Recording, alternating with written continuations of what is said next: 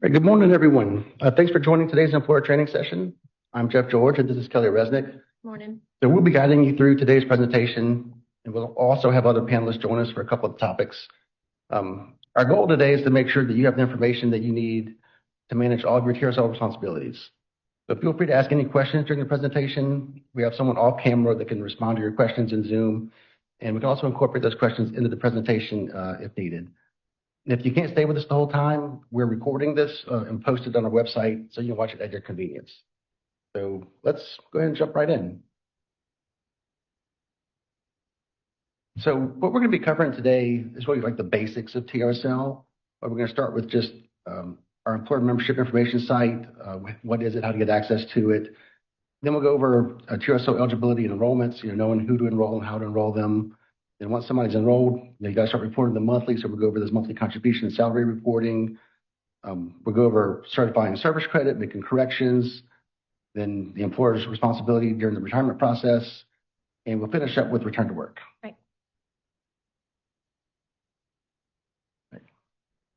So a good place to start before we really jump into the content is just talking about our employer procedures manual. Right. Everything that we're going to cover today is also in that manual. So Kelly, you just want to maybe talk about the manual a little bit? Right.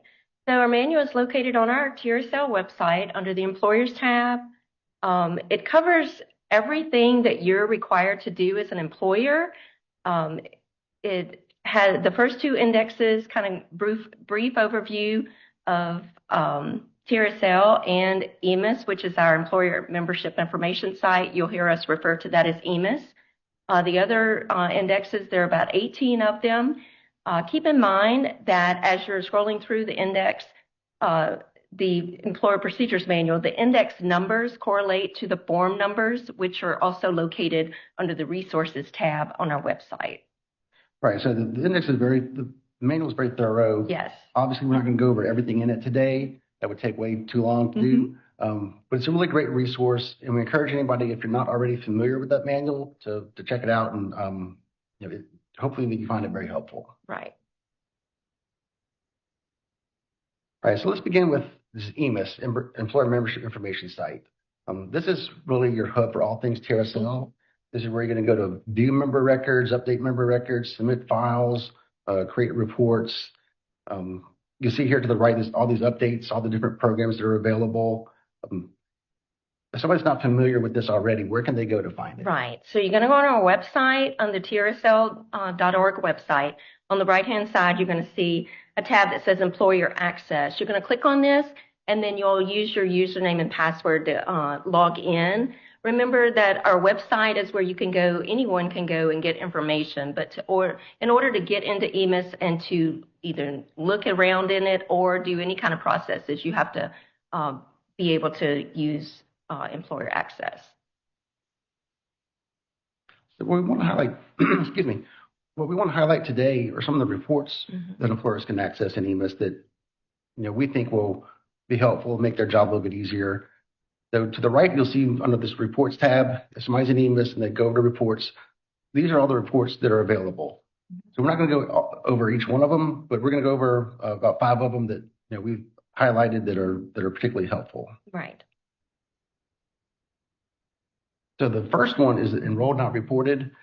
And you'll see a common theme with all these reports is the name really tells you exactly what it is. You don't have to guess what it is. Yeah. This is going to give you a list of people that are enrolled, so they have an enrollment with you, but you're not reporting any earnings or contributions for a specific month. With this file, you got to be careful to enter the most recent month that you submitted a salary file for. Right. If you submit a month that you haven't, if you select a month that you haven't already submitted a file for, it's going to list every one of your employees because none of them have been reported yet. Right. So to get the most current results, always select the most recent month that you've actually submitted a salary file for. So when do you think this would be most helpful to employers? Right. I think it's most helpful at the beginning of the fiscal year. You can pull this report and it'll pull up everybody that's enrolled, but you're not reporting for them anymore. Maybe they decided not to come back, or they've retired, or not retired, but they're just not there anymore, and you just need to It'll help you stay on top of your terminations. Right. At the beginning of the school year, there's a lot going on. People being onboarded, people maybe they were expecting to come back that didn't. But once that first salary file comes in, typically in September, maybe October, I would run this and see, hey, is there anybody that we were expecting to come back that didn't? And if so, do you need to terminate them? Yes. So this is a great tool for kind of staying on top of your terminations. Right. And the next report is kind of the opposite. Right. So this is reported, not enrolled. So these are people that you reported earnings and contributions for without an enrollment. And this is when you don't have to select the month, you just select the fiscal year, and it's going to give you everybody during that fiscal year that was reported to us without an enrollment for that same time period. Right. And this probably also helpful at the beginning of the year. Right. Beginning of the year, like Jeff said, you're going to look for the money that's being reported. And enrollments and terminations are two pretty basic functions. If you stay on top of those, we're going to talk about the contribution exception report a little bit later. But if you stay on top of those, the report's going to be in good shape. Yeah, that's a majority of them. All right. So the next report, ending drop participation. Why is it important to know when somebody's coming out of drop? Okay, so when someone comes out of drop and they continue to work, those contributions need to be turned back on, and they need to be turned back on in a timely manner. You don't want, weeks or months to go by and then you realize, oh goodness, I didn't turn them back on, and now you got to go back and get all those contributions from that member. Right. You don't want to be in a position where you have to get money from somebody because you didn't turn on the contributions on time. Right. So this, you can pull it by month. So you always want to pull a couple of months ahead to see who's coming out of drop in the next couple of months, so you can do what you need to do on your end to get everything set up to have them contribute again. Right.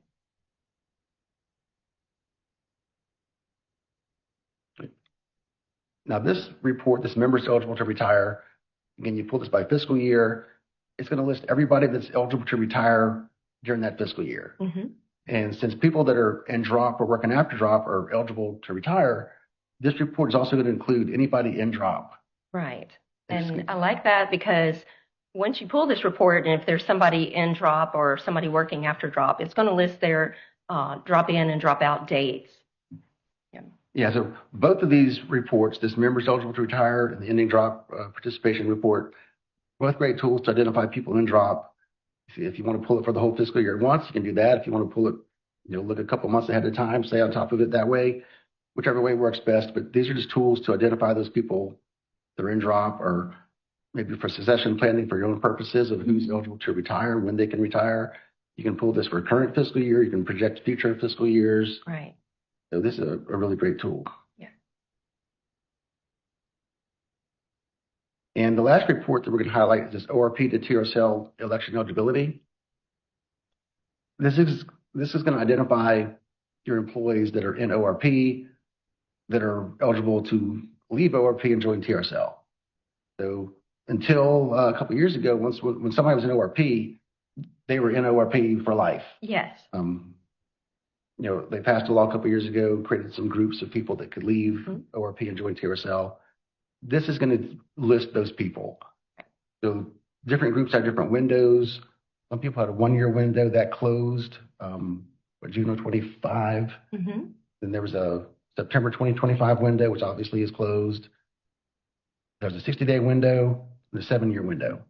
You can pull this report, identifying whichever window you want to look at. You can, pull it for all the windows, however many you want to look at. And then you can select it by, if they're eligible, not eligible, might be eligible, if they've already withdrawn, or if they're approaching the close of their window. So for 7-year window people, when they're within 2 years, we consider that approaching close of the window. Right. You can see on the screen that every box is checked, but like Jeff said, you can select whichever ones you want and how you want to pull it. Right. And we've contacted these people as well. But this is a good tool for you also to identify if you have anyone, any of your employees that are eligible to leave ORP and join TRSL. You want to track that and reach out to them yourself. That's a good idea as well. Right.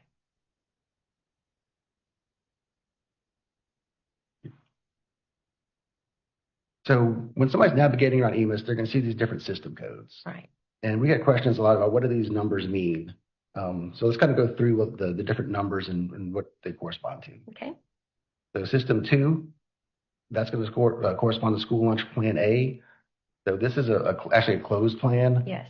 The last time I looked, I think there were 5 people still active in system 2. So you're probably not going to see that very often.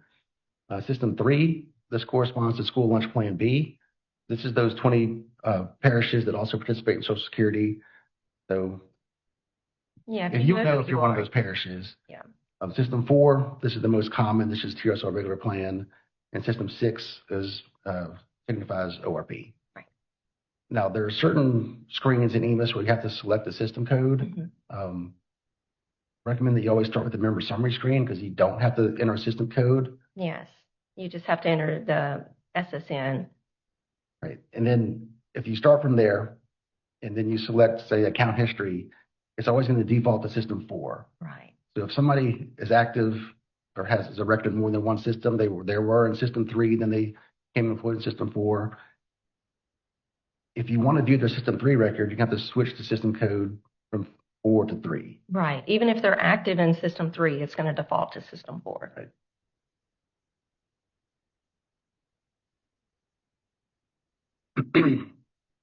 So as you mentioned when we were first talking about getting into EMIS, you got to be authorized. Yes. Right. So how do you do that? Well, we have a form. Yeah, you got a form. It's Form 1. And it's, like I said, it's under the resources tab on our website where you access all of our forms. Yeah, and while we're mentioning forms, this is a good place to point out that always go to our website to use the most current version of any of our forms. Right. Like, do not print out a big stack of them and use them that way because we update our forms quite frequently. Right. And if you're using an outdated form, it won't be valid. Right. And if it's time sensitive, then you sent the wrong form, then, it's very important that you're selecting the correct form. Right. And if you want to link to a form on our website, just link to our website, but don't link to a specific form because that link could go bad and it could point to an outdated document or something. So just always go to our website to get the most recent form. Right. So getting back to this Form 1, when you submit this, we have to get the original copy. We can't accept, faxes, scans, emails. Also, no electronic signatures. Right, no electronic signatures. This is the form that you send us to tell us who at your agency should have access to different programs in EMIS.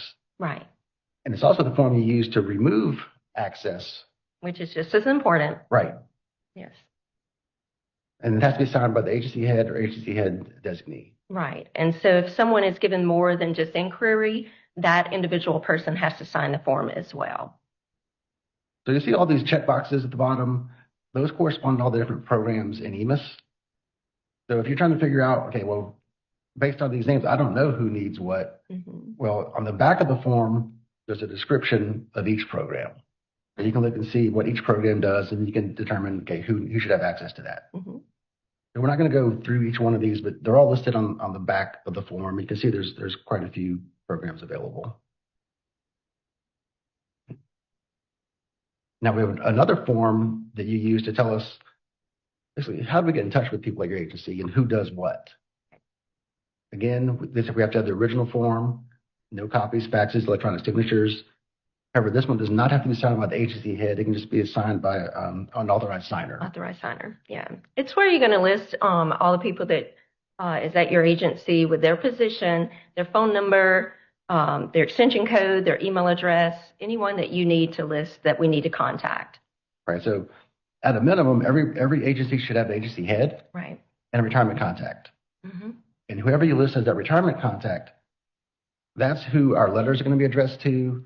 That's who we're typically going to be our first point of contact. But we recommend that you use more than just those 2 titles. Yes. And you can have the same people under multiple titles. Like whoever's your retirement contact might also do your contribution reporting. And that's okay to have one person under multiple positions. But really, the more contacts you give us, the better. So we know who to contact for different things. And you might not have somebody for every position, but typically the more, the better. Yeah, and it's not a form that you need to submit once a year. It's something that you need to submit anytime there's a change at your agency, because this is how we know who is at your agency and who to contact. Right, so you might be wondering, like currently, who's listed as our contacts and who has access, to EMIS for our agency. How do they find that out? Yeah, so in EMIS, you can go under the Employers tab, click on Employer Contacts. It's going to bring up who is at your agency or who is listed as your contacts currently.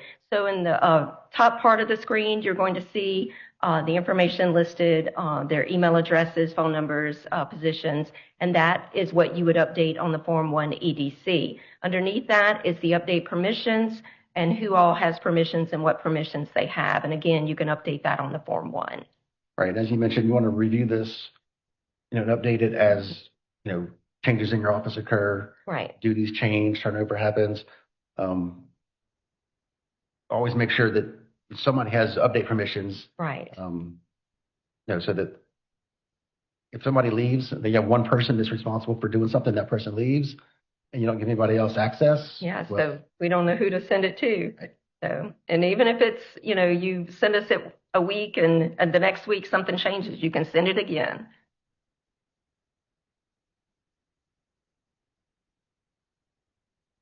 All right, so now that somebody has gotten, access to EMIS, one of the first things they're going to have to figure out is who's eligible for membership in TRSL and how do I enroll them? Right. So let's kind of go over that. This corresponds to Index 2 in the Employer Procedures Manual. And just keep in mind as we're going through Index 2, it is all pertaining to non-retirees. Right. We'll cover retirees separately. They have their own set of laws. So like as you said, this is all for non-retirees. Yes. So let's start with something that's relatively new. Effective July 1st, 2025, a new law that lets two groups of people that formerly would have been required to be in TRSL. Exactly. It gives them the option to opt out. So both of these groups have to be first-time TRSL eligible employees. So they could never been in TRSL before. They couldn't have been in and refunded and come back. They could have never joined. Right. Never been in a TRSL eligible position previously. So if they're at least age 60 when first employed, again, they've never been in the TRSL eligible position previously, they have the option to opt out. The second group is people at least age 55 with 40 quarters in Social Security when first employed in a TRSL eligible position. Those people also can decide, nope, not for me, I don't want to join. So if you're hiring somebody in either of those groups and they decide, no, I don't want to join TRSL, well, there's a form for that as well. Right. It's the Form 17, again, on our website. They're going to fill out a portion of the form. You as the employer are going to fill out a portion of the form and send that form to us, and obviously don't enroll them. Right. And the reason we need a form for those people is if they come up in some type of audit in the future, a limited scope review, and we're looking, okay, well, here's a payroll record. This person wasn't reported to us. We can look and see, oh, they opted out. They required to join. So let's talk about positions that are required. Right. So TRSL membership eligibility, again, non-retirees. There's a couple factors you're going to consider.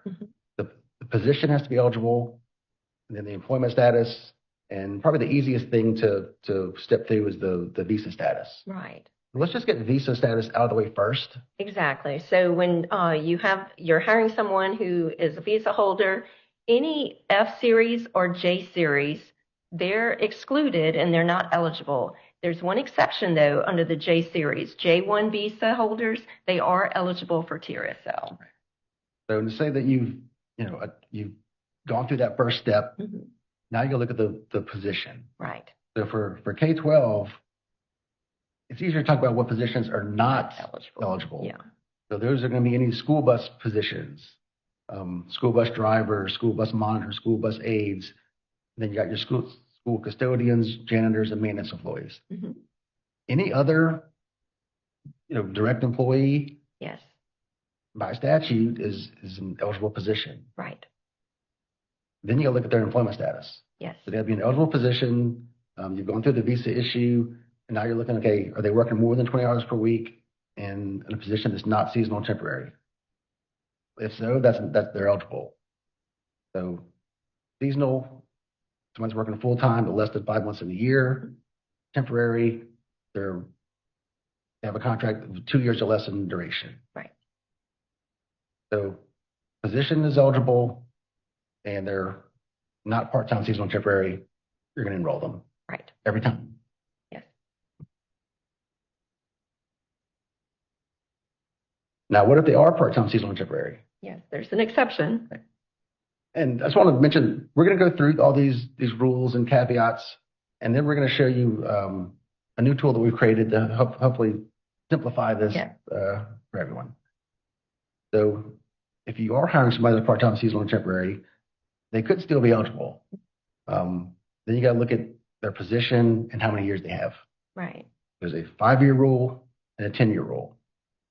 Yes, and so the 5-year rule, that applies to your classroom teachers, and that includes classroom substitute teachers. And so those people, if they have at least 5 years in our system, they are eligible even though they're working 20 hours or less. And then under the 10-year rule, if you're not a classroom teacher, then you have to have 10 years.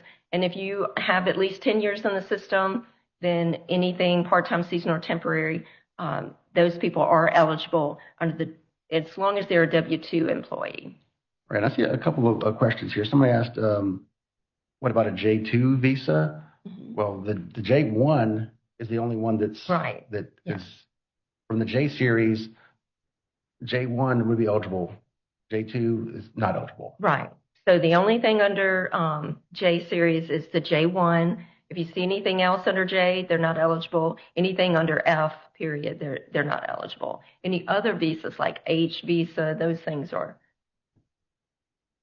Now I was looking at the question. You went through the 5-year rule. Did you go over the 10-year? 10-year rule. Mm-hmm. You went over both? Yes. Okay, good. Mm-hmm.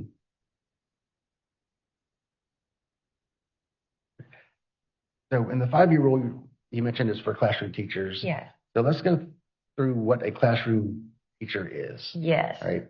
So it's actually, defined by Bessie.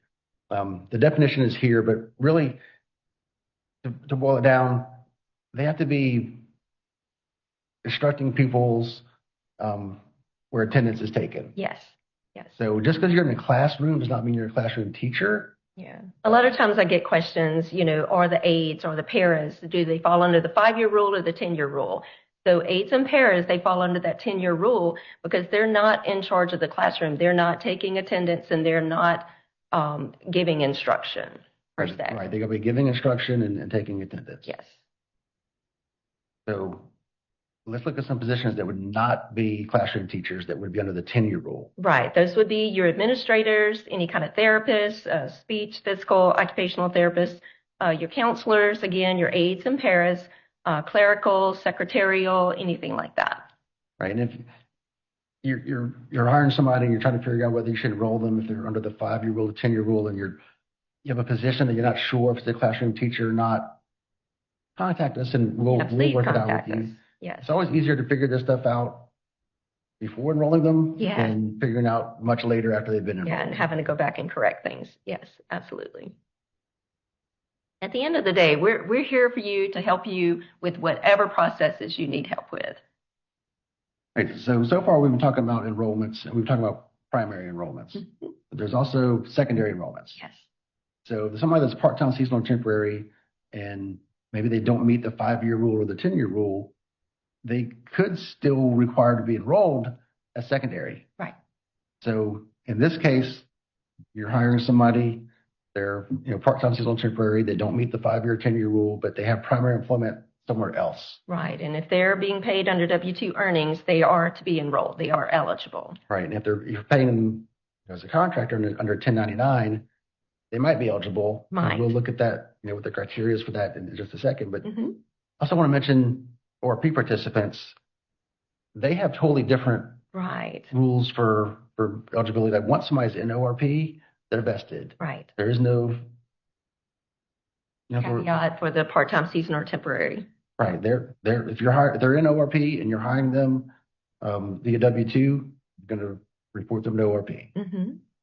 And if they're employed somewhere else and you're paying them via 1099, they're going to have the same rules that the regular plan falls under.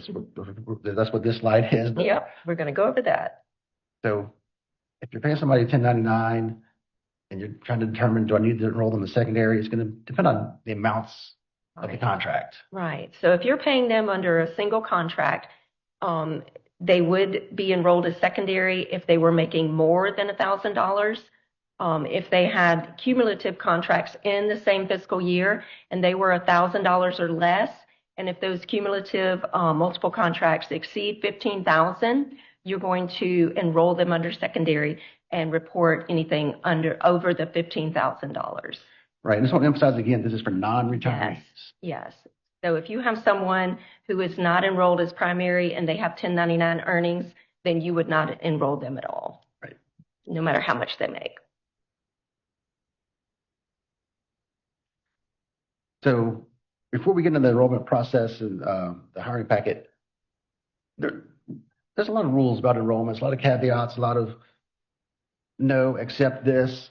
So we've created something to try to help you guys with determining who's eligible. Right. So, we created a flow chart, and we're hoping that it will be very useful. Yep.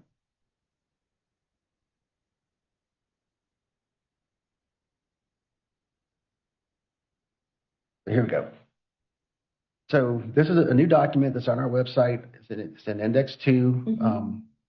Under our resources tab, or exactly.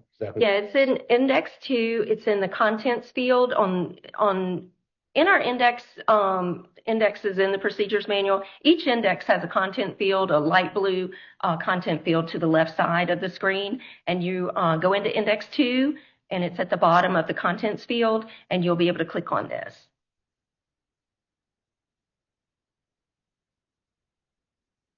So the first page is basically all the definitions that we just went over. Mm-hmm. They're really going to go down to the second page. That's where the questions start to kind of lead you through. You're just going to answer questions until you get your answer. Right. And keep in mind that this flow chart is it's not to be used for retirees or ORP participants. Right. So let's just run through somebody. So you're hiring somebody. Let's just start going through these questions and see where we end up. Right.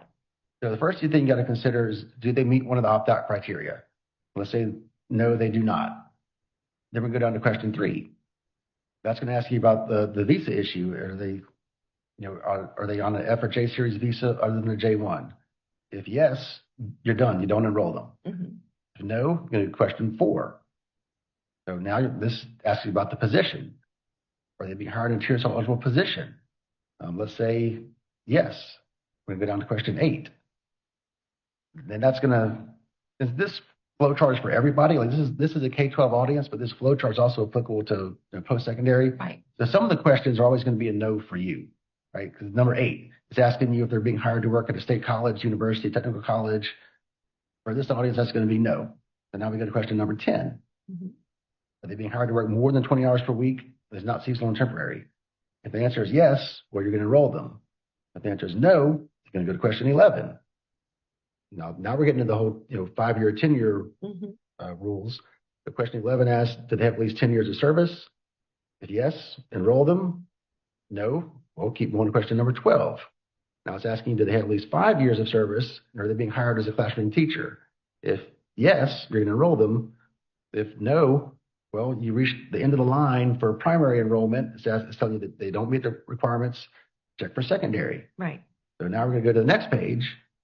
So at this point, we've determined they're not eligible for primary, but we've got to check, are they eligible for secondary? Right. So the first question, are they enrolled in TRSL by another primary employer? If no, you're done. You don't enroll them at all. If yes, well, let's go to the next question. Are they being paid via W-2? Yes. Enroll a secondary? No. Well, okay, now we're going to keep going. Now this is the 1099, the criteria, the amounts. So question 3, are they being paid more than $1,000 by 1099? If yes, enroll the secondary. No. Okay, we'll go to question number 4. Last question. Are they being paid in excess of 15,000? Basically, they have a bunch of small contracts, none of them more than 1,000, but cumulative amount 15,000 or more. If yes, enroll a secondary and report any payments in excess of 15,000. If no, you're done. Don't enroll them. Right. So hopefully this will take some of the maybe some of the stress out Right. of that. Think who's eligible and who's not, and who to enroll. Yeah. So please use it. Please give us some feedback. Let us know what you think.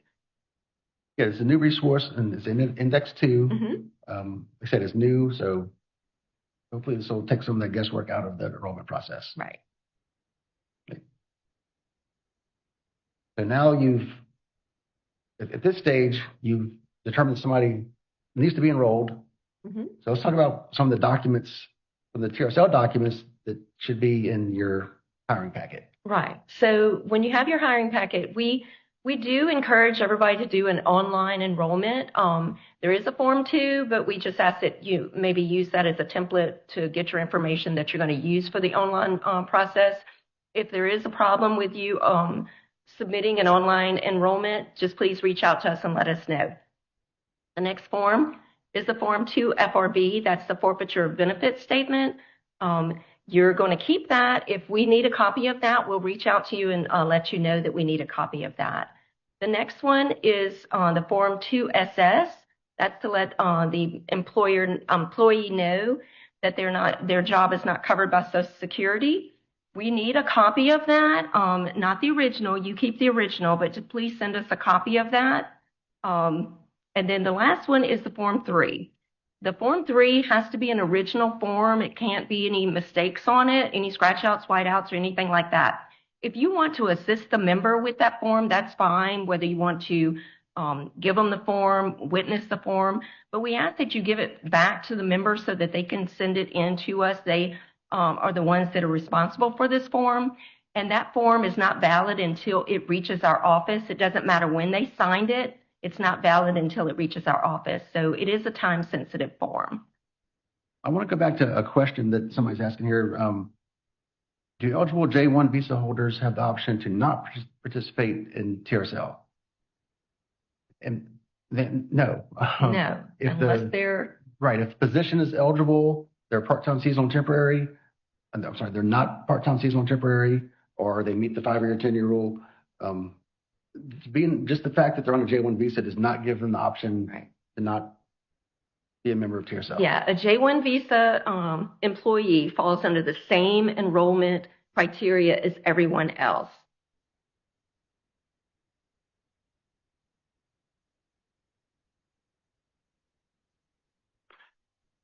All right, so you talked about the documents that should be in the packet. So now they've done that. Now they're actually ready to enroll the person in the EMIS.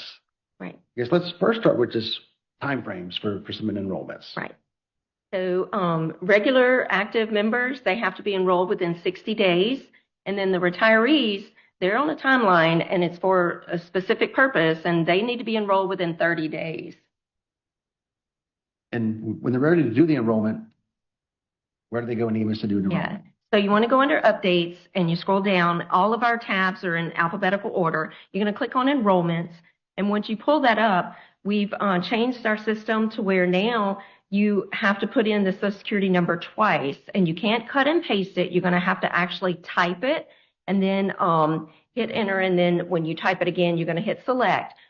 We ask that you please do not use a dummy SSN. For example, if you don't know that person's social or that person is getting a social and they haven't gotten it in the mail yet, things like that, please do not enroll them until you have the valid Social Security number. We do ask, if possible, to look at the card itself so that you know that it is a valid number.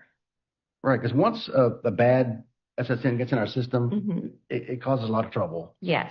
If we're not made aware of it basically immediately, right, and money gets reported on the wrong number, or somebody's enrolled under more than one number, it can be difficult to clean up. Right. And just because you enroll someone under the wrong SSN and then you terminate them real quick, they're still in there for 1 day, and that does create a record.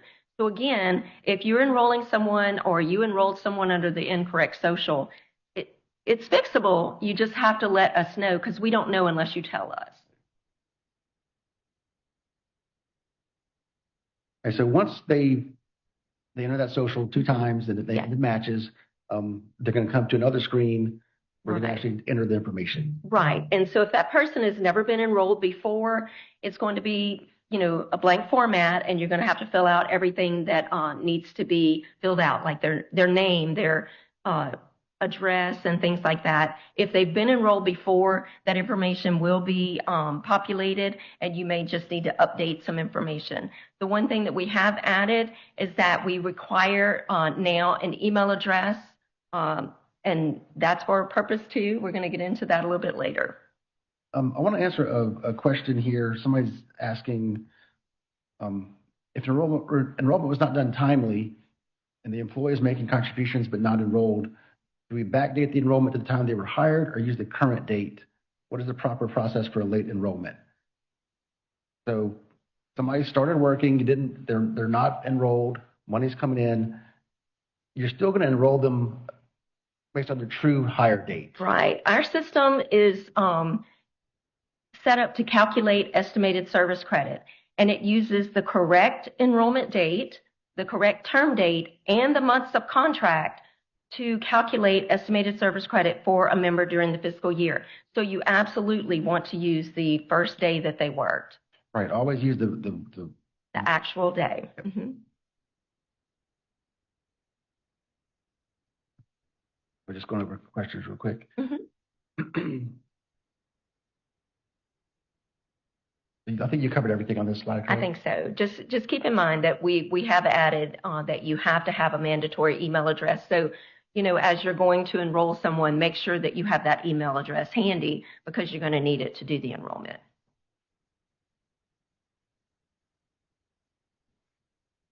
So ideally, they're going to do the enrollment and they're going to get a message telling them that the person's been enrolled. Mm-hmm. They might get a message telling them ORP status exists. Mm-hmm. This is because they've tried to enroll somebody in TRSL that's an ORP participant. Right. And now we've got to figure out, okay, what's really happening? Does this person really want to stay in ORP, mm-hmm. leave ORP? Are they eligible to leave ORP? So if you get this message, I guess that's the first thing to determine is, okay, what is this person really trying to do? Right. If they don't want to leave ORP, there's no online process for enrolling somebody in ORP. Right. Everything to do with ORP is a form. Right. So then you would just submit a Form 16 to us, and you're done at that point. Right. If the person is in ORP but is eligible to leave ORP and join TRSL, you can't enroll them directly into TRSL. Right.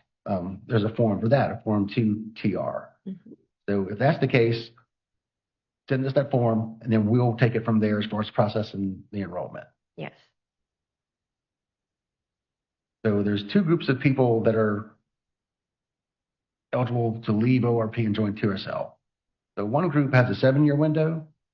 So these are people that were first eligible for ORP on or after August 1st, 2020, and they have to be active and contributing at the time of the election. They have a 7-year window. That window does not reset. Like if they, are hired in ORP, they join ORP, and then they, terminate from one place, whatever, go to another place. If they hop employers, then that timeline does not reset. It's 7 years, no matter what. Right, 7 years from their first eligible date. Mm-hmm. And you'll see these people have a flag, this ORP, the TRSL election eligibility flag. You see it on your screen, has a 7-year window, and it has actually when it ends. So this person, TRSL eligible until 4/4/2031. There's another group of people that have a 60-day window.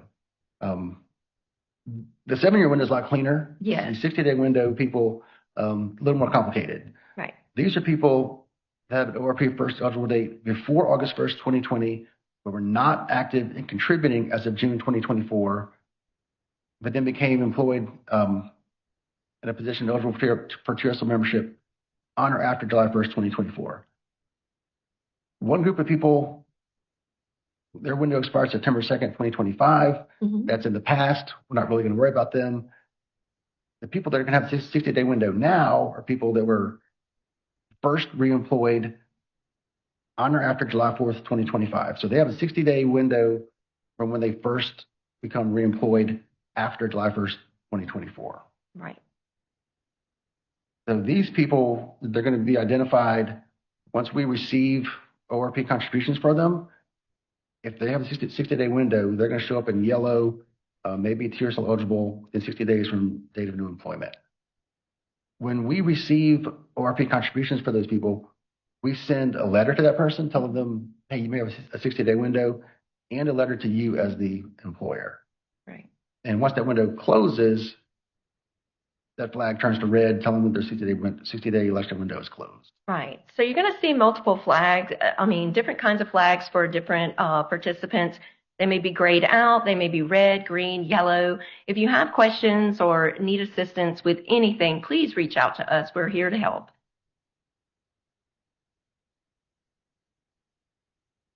So I mentioned that the Form 2TR, if somebody is in ORP and is eligible to join TRSL, there's no online process for doing that.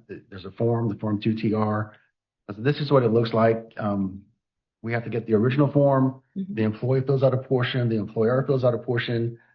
And these windows have hard closing dates. Yes.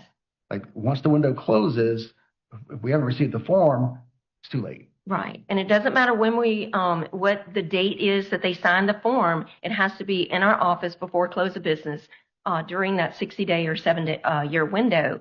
And again, that's why we ask you not to link forms and everything. You want to go to the website, get the most up-to-date form, and it has to be a properly executed form. If we receive it within the 60-day window or the 7-year window, and then it wasn't filled out correctly and we have to send it back to you, and then it comes back to us a second time outside of that window, it's too late.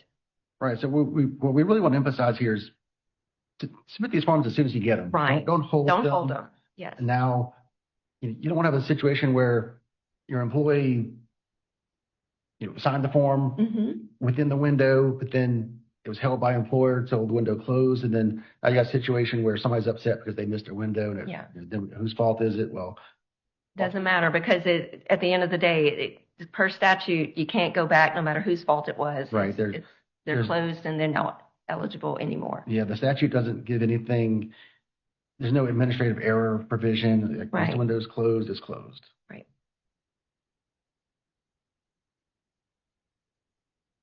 Right. Let me look, if we check the questions real quick, so there's anything else in the questions from that. Someone's asking, how can we correct the months of contract or if the error was made more than a year ago? Just contact us and we can update months of contract. Right. And like I said, that's important. And so if you do enroll someone with the incorrect months of contract, please don't think that it's a problem or, trivial. Please reach out to us because, like I said, the months of contract are used to estimate service credit. And so we'll talk about later correcting and certifying years. And that all comes into play. So the more you send us on the front end, the less we're going to have to do on the back end. Right. Another question. If we've hired a sub who's already enrolled with another district for less than 5 years, does she need to be enrolled? Well, if it's a substitute teacher and they have less than 5 years, that would be considered part-time, seasonal, and temporary. They would not meet the 5-year rule and would not be eligible. Right. All classroom sub teachers are considered part-time. If they're working as needed day by day, and by nature, they are considered part-time. So they have to have 5 years in order to be eligible to be enrolled.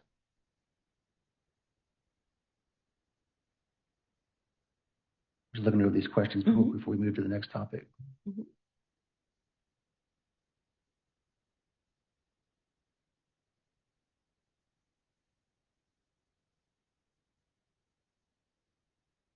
Yeah, I see a question here about a specific member. So in this format, we're not going to go into, talk about specific people, but we can contact you afterwards about that. Right.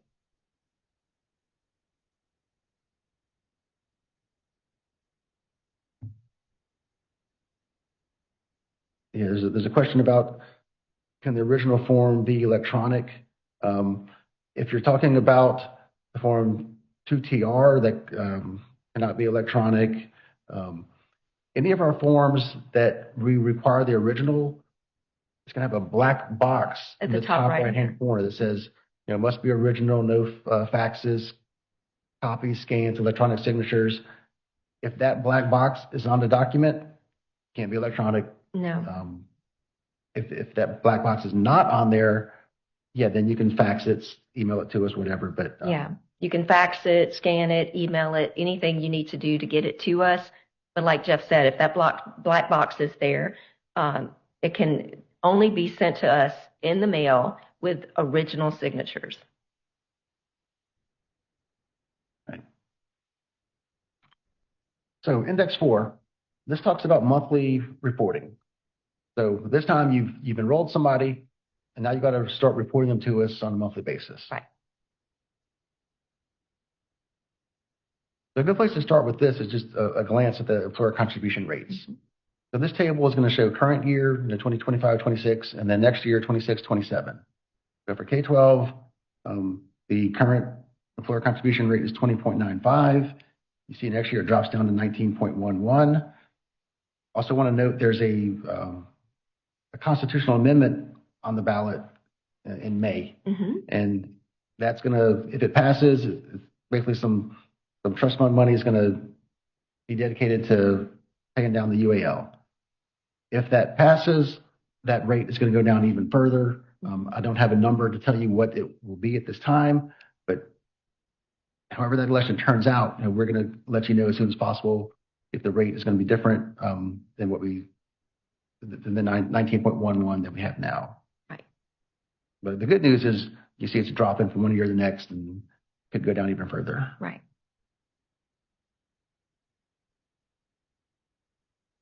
So we talked about contribution rate, but you got to know what you're paying contributions on. Right. So let's talk about earnable compensation. Earnable compensation, yes. So it's any wages, salary, or other payment that's earned by the member during the full normal working time in a position that is eligible for TRSL. And we call our earnable comp, we call that, when you're reporting that, we call that actual earnings. So the actual earnings are anything that they earn during that fiscal year. And our fiscal year runs from July 1st to June 30th. And on those actual earnings, you have to pay member and employer contributions. And those contributions are due on the 15th of each month. Right. So actual earnings, we try to make these terms exactly as straightforward as possible. Just think about it as when you actually paid somebody, what they actually earned. Yeah. So we got a lot of questions about earnable comp, if different things qualify as earnable comp. So here's just some common examples of things that, payments that are earnable compensation. So this would be PIP earnings, that's earnable comp. Overtime, bonuses, stipends, tax revenues, that's all earnable comp. There was a new law in the past couple of years where additional compensation for time spent planning, that's earnable comp. If you're helping out maybe with before school childcare, after school childcare, that's earnable comp. Some weird things that you might not think about, like if you're getting paid for collecting fees at a ball game, after school, that's earnable comp. Cash housing allowances, earnable comp. And if someone's on extended sick leave where you're paying them 65% of their salary, but they're paying contributions on the full salary, so to us it's reported as if they're getting their full salary. Right. That's earnable comp. Yeah. So when you think of actual earnings, you want to think of what they actually paid contributions on versus what you actually paid them when they're on extended sick leave, because they have to report everything. And so when a person is on extended sick leave, we won't necessarily know it because you're reporting all the earnings.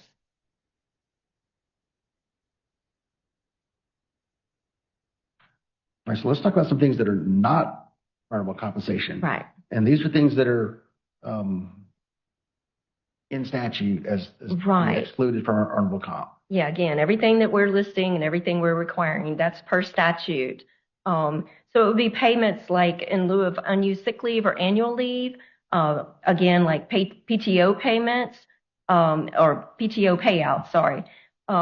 payments for any duties or any work on a school bus. We do not take any funds for any reporting from school bus earnings unless they have retained membership.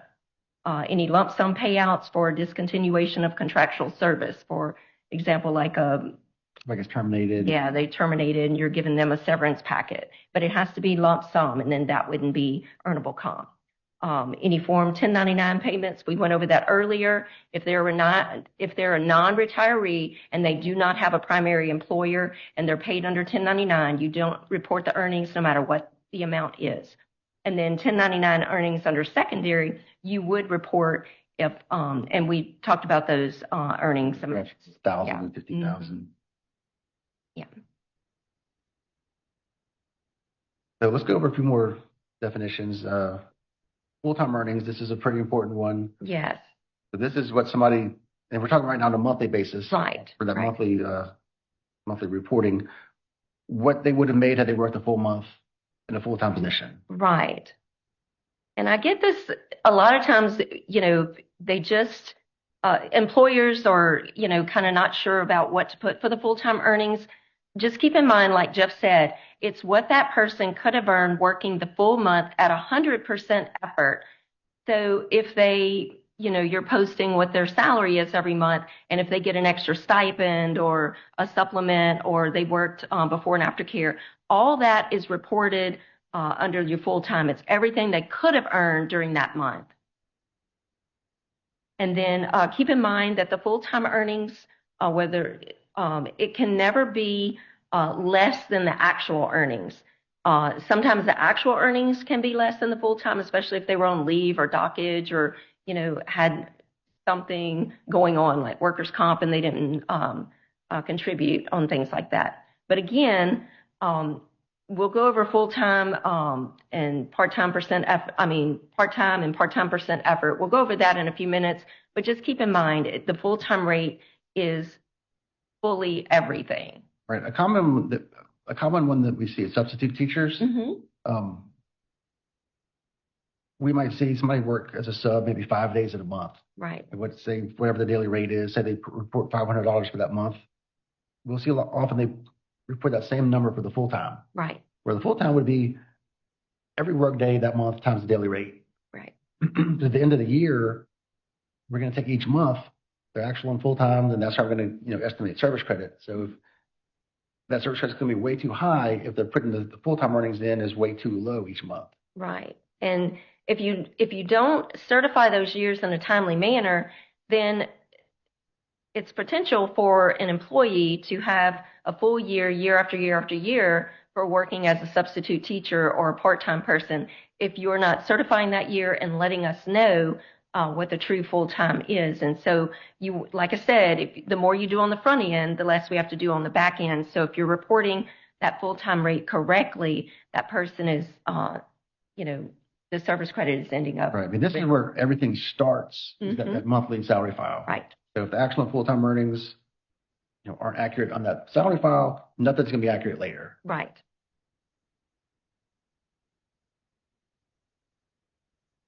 So we're talking about contributions. There's different types of contributions. There's obviously sheltered and unsheltered. So sometimes we get questions about, should these contributions be sheltered or unsheltered, or what do these numbers mean in our system? Right. So on some screens, you'll see a code instead of sheltered or unsheltered. Right. So if you see a 30, that's going to be sheltered. 10, it's going to be unsheltered. Right. So what contributions would typically be sheltered? All your active members, even including people who are working after drop. We get that question a lot. Somebody working after drop, is that sheltered or unsheltered? Every active member, whether, before drop, after drop, or just your active members, those are all going to be sheltered. Anybody paid under sabbatical or extended sick leave, those are all sheltered earnings. And then anyone on workers' comp who is getting paid during that month in conjunction with workers' comp and sick leave or regular pay, anything in that month is going to be sheltered because we don't split up the month. If you're reporting money in the month, then it's all sheltered. And then unsheltered, That's going to be if somebody's on workers' comp only. They're contributing on third-party payments. That's all going to be unsheltered. UCR is going to be unsheltered. Any type of retiree return to work contributions are going to be unsheltered. And of course, the employer contributions are unsheltered. Right. And just keep in mind that all retiree contributions are unsheltered, no matter if they're coming back to work for a supplemental benefit and earning service credit again, all retirees will be unsheltered at all times.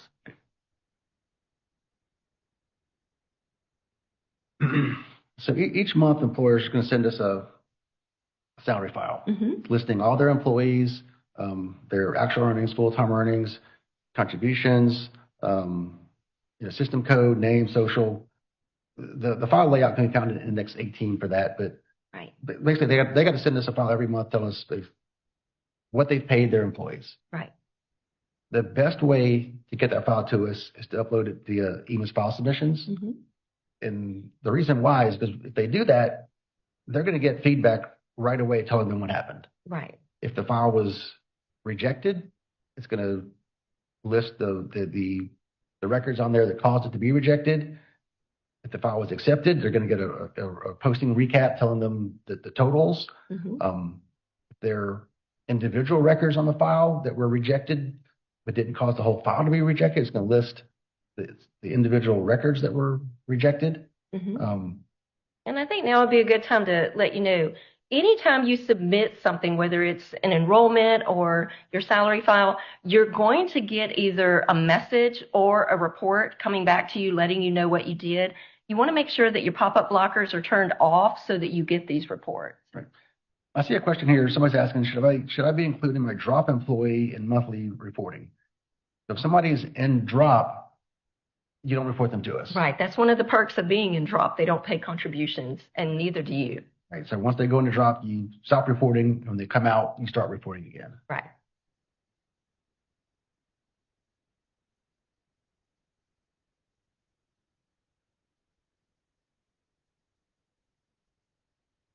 All right. So we're talking about submitting the file, getting feedback. I think you mentioned turn off your pop-up blockers.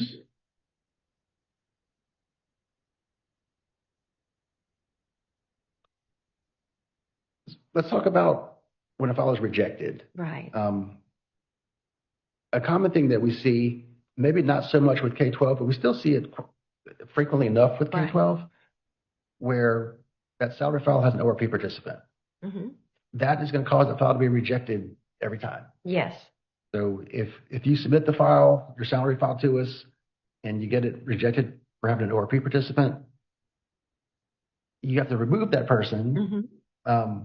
Ideally, then put them on your ORP file and then submit them both that time. Right. It used to be that the ORP participant was rejected. Now the whole file is going to be rejected. Yeah, so the best practice is to really do your TRSL file first. Because that way, if you have an ORP participant on there, it's going to be rejected. If you do your ORP file first and you're missing somebody because they're on your other file, you can't then resubmit that ORP file. Right. You'd have to include them on the next month's file. So we recommend do your TRSL salary file first. See if you have any ORP participants on there. If so, take them off, add another file, and then submit. Right.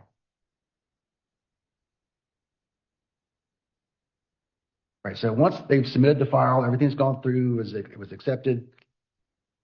2 reports are created: the contribution exception report and your salary rejections. You should be looking at these really every time you submit a file. Right. If you need help with these, contact us. We're more than happy to help you with both of these files. But let's just talk big picture about the contribution exceptions report, because this is something that we contact employers about a lot. Right. And a lot of them might be wondering, why are they calling me every month, emailing me every month about my exception report? Right, right. So the big one is we do closeout every year, and we cannot do closeout if there is an employer who has an exception, even one, on their contribution exception report. So we ask that the employers go in and they clear their exceptions monthly so that at the end of the year, when we go to do closeout, you don't have like 300 or 400 of them. You only have a couple. And then we reach out to you to help you with clearing these exceptions. So, if you have questions or you need assistance, please let us know. It's very important as well that you clear these exceptions because a lot of them, like we talked about earlier, are going to be you're enrolled, not reported, or reported, not enrolled. So as you're enrolling people and terminating people, it assists other employers with the way they're going to have to enroll someone. So if someone is enrolled with you as a primary and someone else is looking to enroll, they may be enrolling someone as secondary, but actually if you would have terminated that person, then they would be enrolling correctly as a primary. Right. And did you mention retirees? No, that's more important too. Right. So we're always looking for retirees on the exception report to kind of give you a heads up, because if a retiree is being, say, reported not enrolled, we don't know how that person's going to end up being enrolled. Yeah. And if they end up being enrolled under a provision that suspends their benefit, and you're submitting it after 30 days from the date of hire, that's going to be an employer charge. Right. So we're trying to help you identify those people that could be charges to your agency to get you to clear them, before those charges start, piling up on you. So it's really multiple reasons why we kind of emphasize the exception report. If we see somebody if their exceptions are going the wrong direction, right? They got 100 next month, now it's up to 150. Next month is 200. Like it's going the wrong direction. That makes us a little bit nervous because we don't know. Are they aware of this? Yes. Is this going to be a problem at closeout?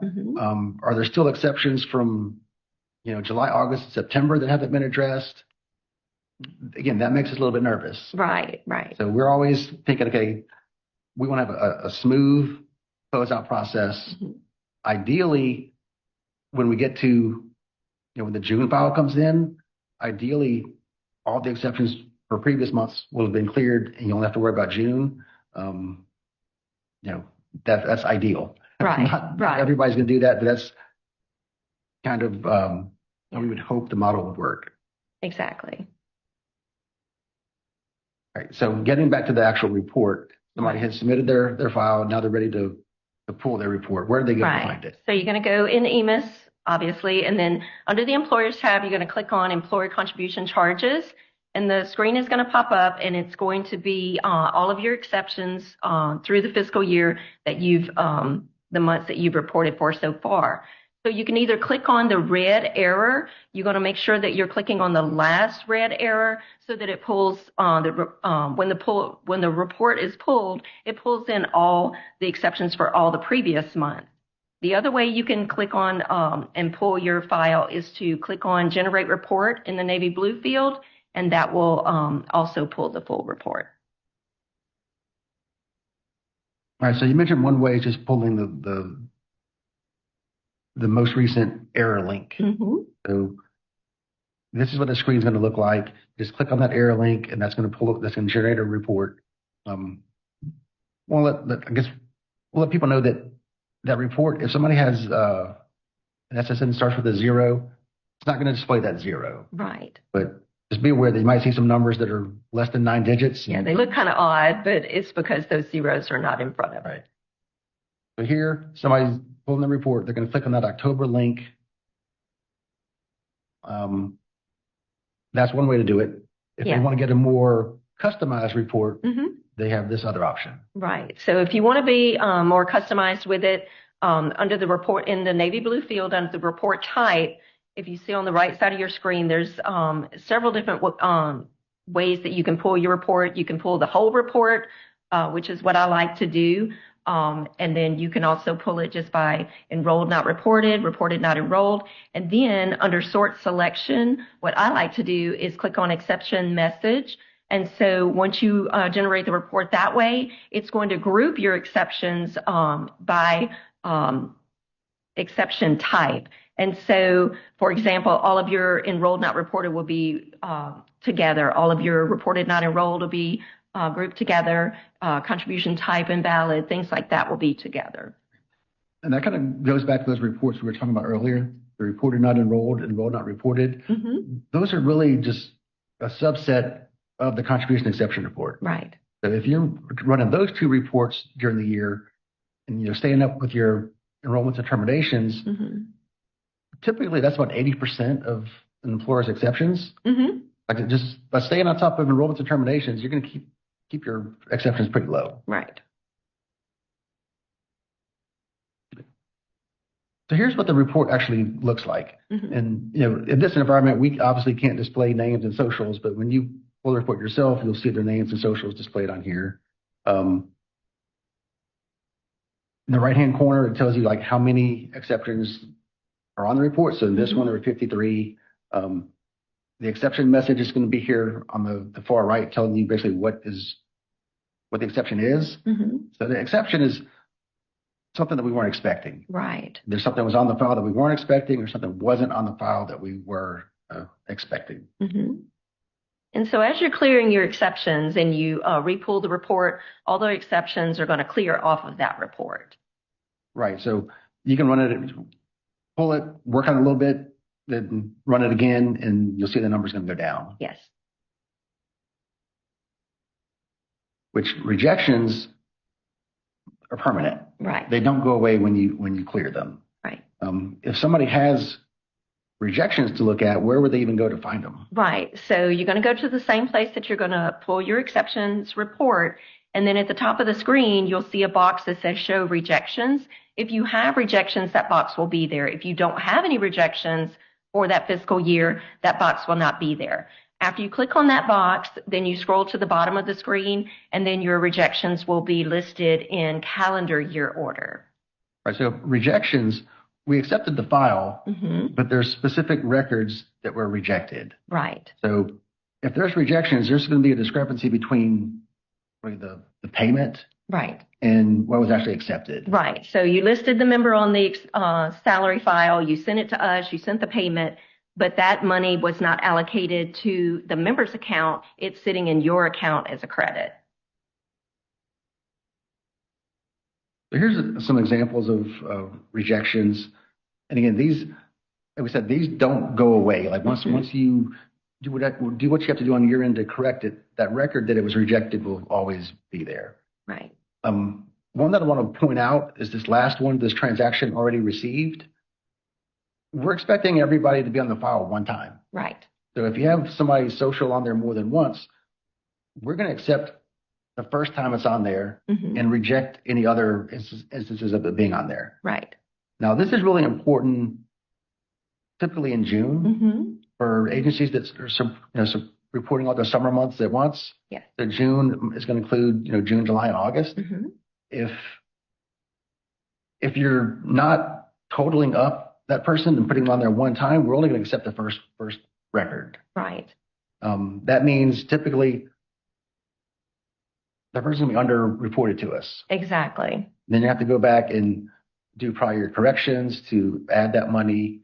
So always be on the lookout for that transaction already received and see, why did you get that? Yeah.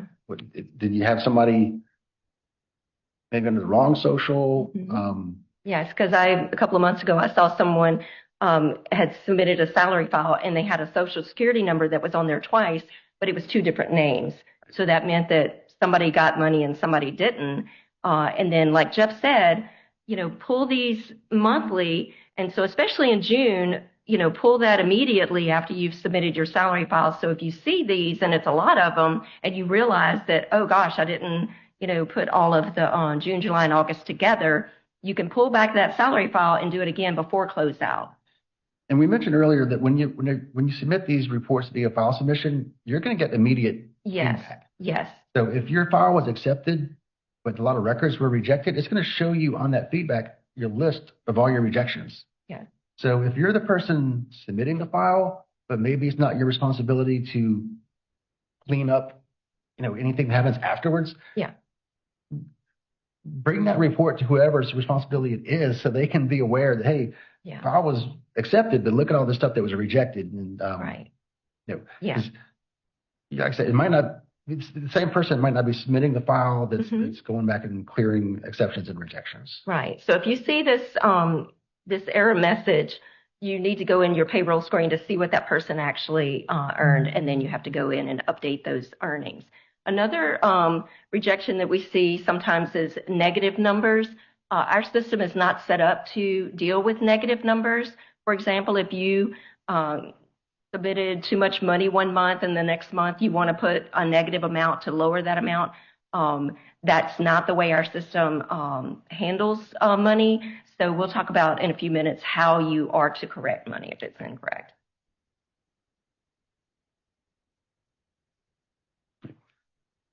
Now, when you pull up your rejections, you might see just a bunch of zeros. Mm-hmm. So 0 actual, 0 contributions, 0 full-time.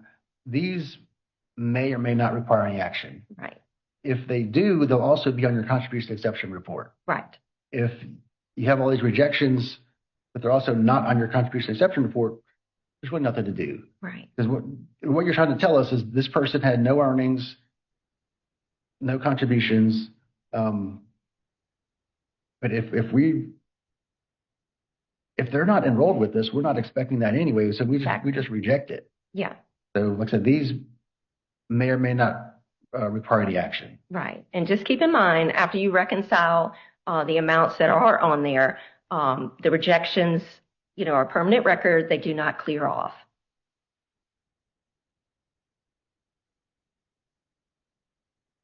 All right. So now somebody has submitted their file. They've looked at their exceptions and rejections, and now they're ready to get to work cleaning it up. Right. So how do they do that? Yeah. So there's 3 different ways that you're going to clean it up. Under the Updates tab, you're either going to do a contribution correction, an enrollment, or a termination. I was just looking at a couple of questions that came in. Mm-hmm. What about salary rejection person estimated status? In that case, somebody is submitting, they had somebody on the file for a month beyond their retirement date. Right. And they can accept it, 1 month after? Yes. You can report earnings up to 1 month past the term month. Right. So keep in mind, it's based on a term date, not the retirement date or drop date. Right. So if you're submitting money for somebody beyond a month that we're expecting it and their estimated status, it's going to be rejected. Right. Because now that person, of course, we know that person's retired. Yeah. As of that date. So money shouldn't be coming in after that. Right. If that money belongs in the previous month, you've got to go back and put it in a previous month. And that happens when they're in some type of retirement status. But if they're just terminated, that money may be allocated to that month, and it will be under the exceptions report as reported not enrolled. Right. Another question. Please clarify if we have to go into a contribution correction if the employee is shown on the rejection file. That's going to depend on why it was rejected. Right. Right. Of course, zeros, you don't have to do it because, zeros are not really money. Members in pending drop status, do we refund the employee salary contributions or are those held until the enrollment is finalized? If it was rejected for pending drop, yeah, we're not, once they're in drop, they're not contributing anymore. Right. So if you're reporting contributions for somebody that is, past that drop date, and it was rejected, yeah, refund them because we won't accept them. Right. They're in drop, they're not supposed to report. Yeah. Now keep in mind, you'll have a lot of K through 12 charter schools. You're going to have a lot of people who are a 9-month paid over a 12-month period. Keep in mind that when someone goes in a drop and then they fall under that criteria, then you can't just cut them off on the drop date. You're going to have to do some calculations and find out how much that person should be contributing on. And once you calculate that amount, even though they're cut off, you're going to have to go back and report money in a previous month so that it's not a month that is during drop. And again, if you need assistance with calculating that and reporting that for somebody going in a drop, coming out of drop, please reach out to us. We're here to help you with whatever processes you need help with. All right, so you mentioned the 3 programs you use to clear exceptions. Mm-hmm. So the first one we're going to talk about is contribution corrections. Right. You'll hear us, refer to these as CCRs. Mm-hmm. So, what is it? How do you use it? When would you use it? Right. So When you need to do a contribution correction, it's normally when you have those exceptions: enrolled, not reported, reported, not enrolled, contribution type invalid. When you're going to clear those, you're going to be able to pull it up and either add earnings that weren't there that should have been there. If earnings are there and they're incorrect, you can go in and select edit, and then you can update those earnings and then hit replace. If you need to delete those earnings because they were submitted as unsheltered and they should be sheltered, or vice versa, you can delete those earnings and then enter them again. Right. And another thing with the contribution type invalid, that's where the contributions were sheltered, but they should have been unsheltered, or vice versa.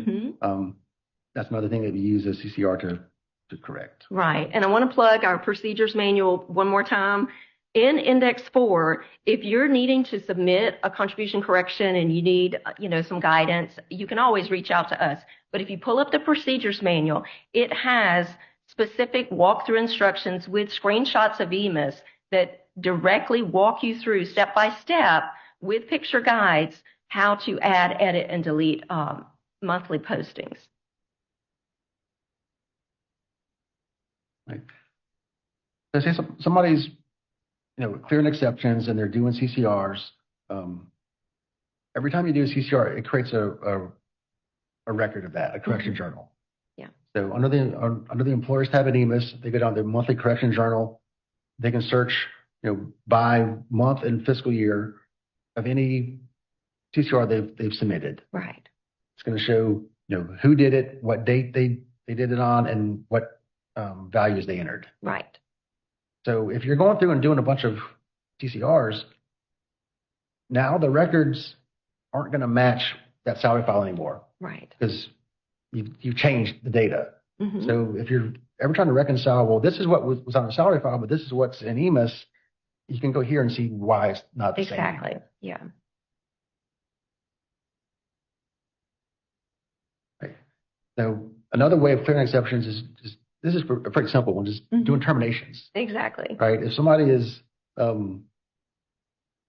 enrolled, not reported, well, do they need to be reported, or did they really terminate 6 months ago and they were just never terminated? Right. So if you need to terminate someone, you can again go under the updates tab, click on terminations.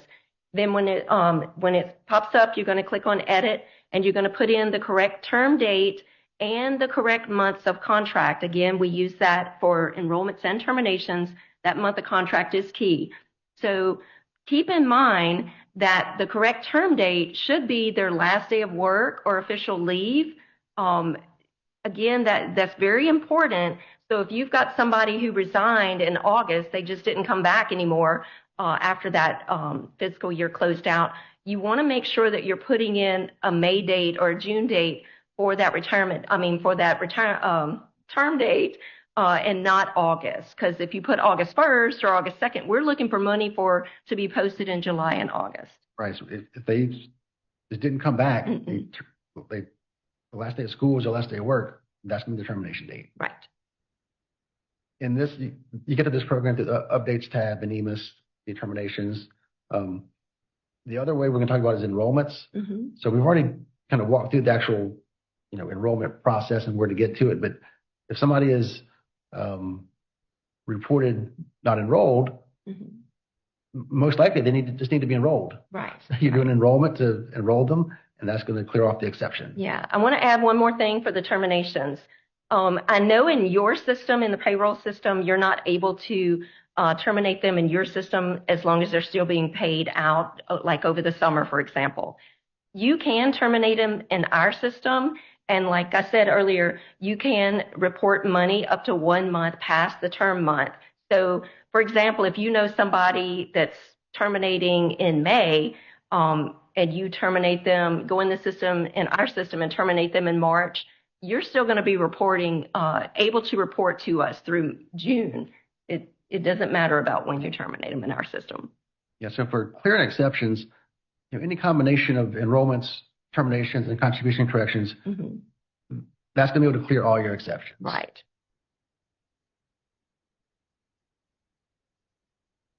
Right. And let's see if we have any outstanding questions.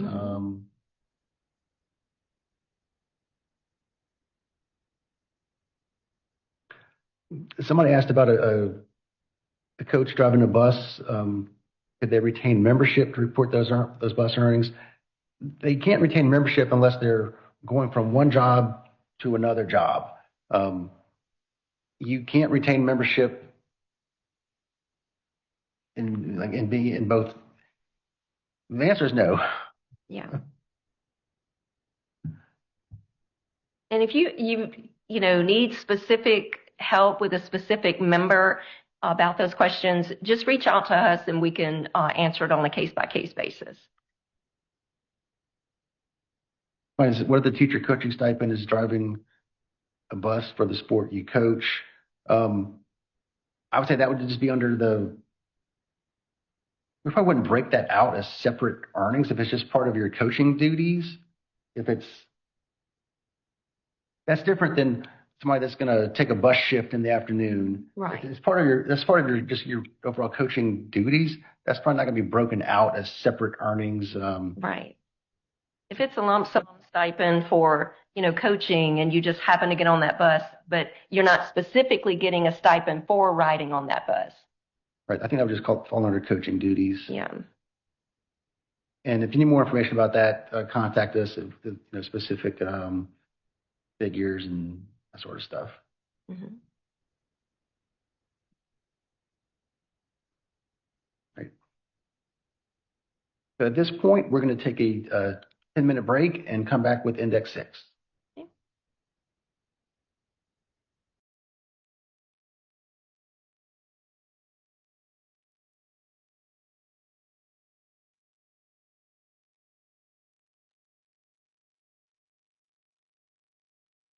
All right, everybody, welcome back. Thanks for sticking with us.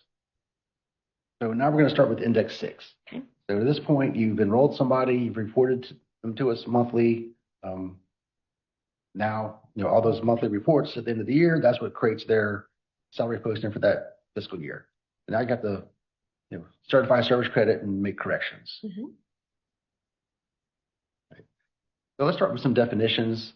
A questionable year, you're going to hear us talk about questionable years a lot, so we've got to figure out, okay, what is a questionable year? Mm-hmm. And that's just a fiscal year record that meets one of our criteria that needs to be certified.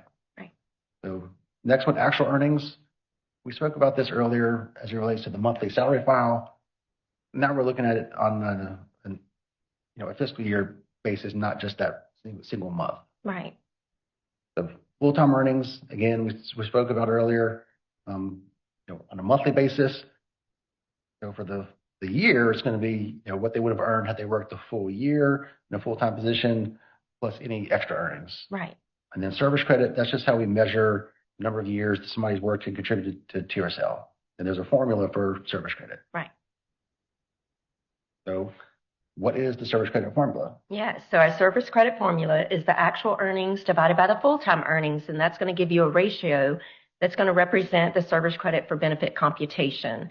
The service credit for benefit computation is the service credit that is used to calculate a member's benefit. So if you take their service credit and you divide it by the percent effort, if they're working at part-time percent effort, that is going to give you service credit for eligibility. And the service credit for eligibility, that's going to be what gets them to retirement. Right, so there's really two aspects of service credit. Right. Service credit for benefit computation, that's what we use to calculate their benefit. Service credit for eligibility determines when they're actually eligible to retire. Right. And sometimes, someone might be working at part-time percent effort. And if they are, then their service credit for benefit computation will be a little bit different than their service credit for eligibility. So if someone is working at part-time percent effort, that just means that they're working every single day of their contract. They're just working less than the full day. For example, if a full day consists of 7 hours, then you hire somebody to work 5 of those hours every single day of the contract, then you would take the 5 divided by 7, and that would give you the 71% effort. Right. So in that case, someone who works the full year at 71% effort, 5 out of 7 hours a day. At the end of the year, we're expecting their service credit for benefit computation to be 71. Right. And their service credit for eligibility to be a full year. Right. And it's something that we're going to update on our end, and we'll go over that in a minute. So questionable years. First of all, so you have to find them. You have to identify what needs to be certified. So how does an employer even know what their questionable years are? Right. So under the Reports tab in EMIS, you're going to scroll down to find questionable years. You're going to click on that, and once you do, this the search field is going to pop up, and then you are able to run your report based on 5 different ways, and you can sort it 4 different ways. Right. So we try to give you options. Do you want to pull your entire report, everything? Do you only want to pull a subset of it? Do you want to look interested in one fiscal year? Fiscal years are less than or equal to 3 years old, or greater than 3 years old, or just pull your retirement actions pending. Right. So retirement actions pending, what does that even mean? Right. That just means that something is going on in the member's file. It doesn't mean that they're retiring. It just means something is going on. Possibly they're refunding or they're restoring or things like that. It's something that we have sent out a letter, and it's something pending in their file. So when you pull the questionable years report, no matter how you pull the report and sort it, the retirement actions pending are always going to be on the front of the report. So you may pull up the report and it may have 2 people listed on the first page, and you're like, that's not all my exceptions. That's not all my questionable years. But just keep in mind that that's just the retirement actions pending on that first couple of pages. Right. So those typically would be a higher priority because we sent a letter for some reason questioning that year. Right. So one thing to keep in mind with questionable years report is it's a never-ending process. Yes. There's going to be a fresh batch every year. So don't think of this as something that you're ever really going to complete. You might get down to 0, but then there's going to be a new batch, typically around August 1st each year. Right.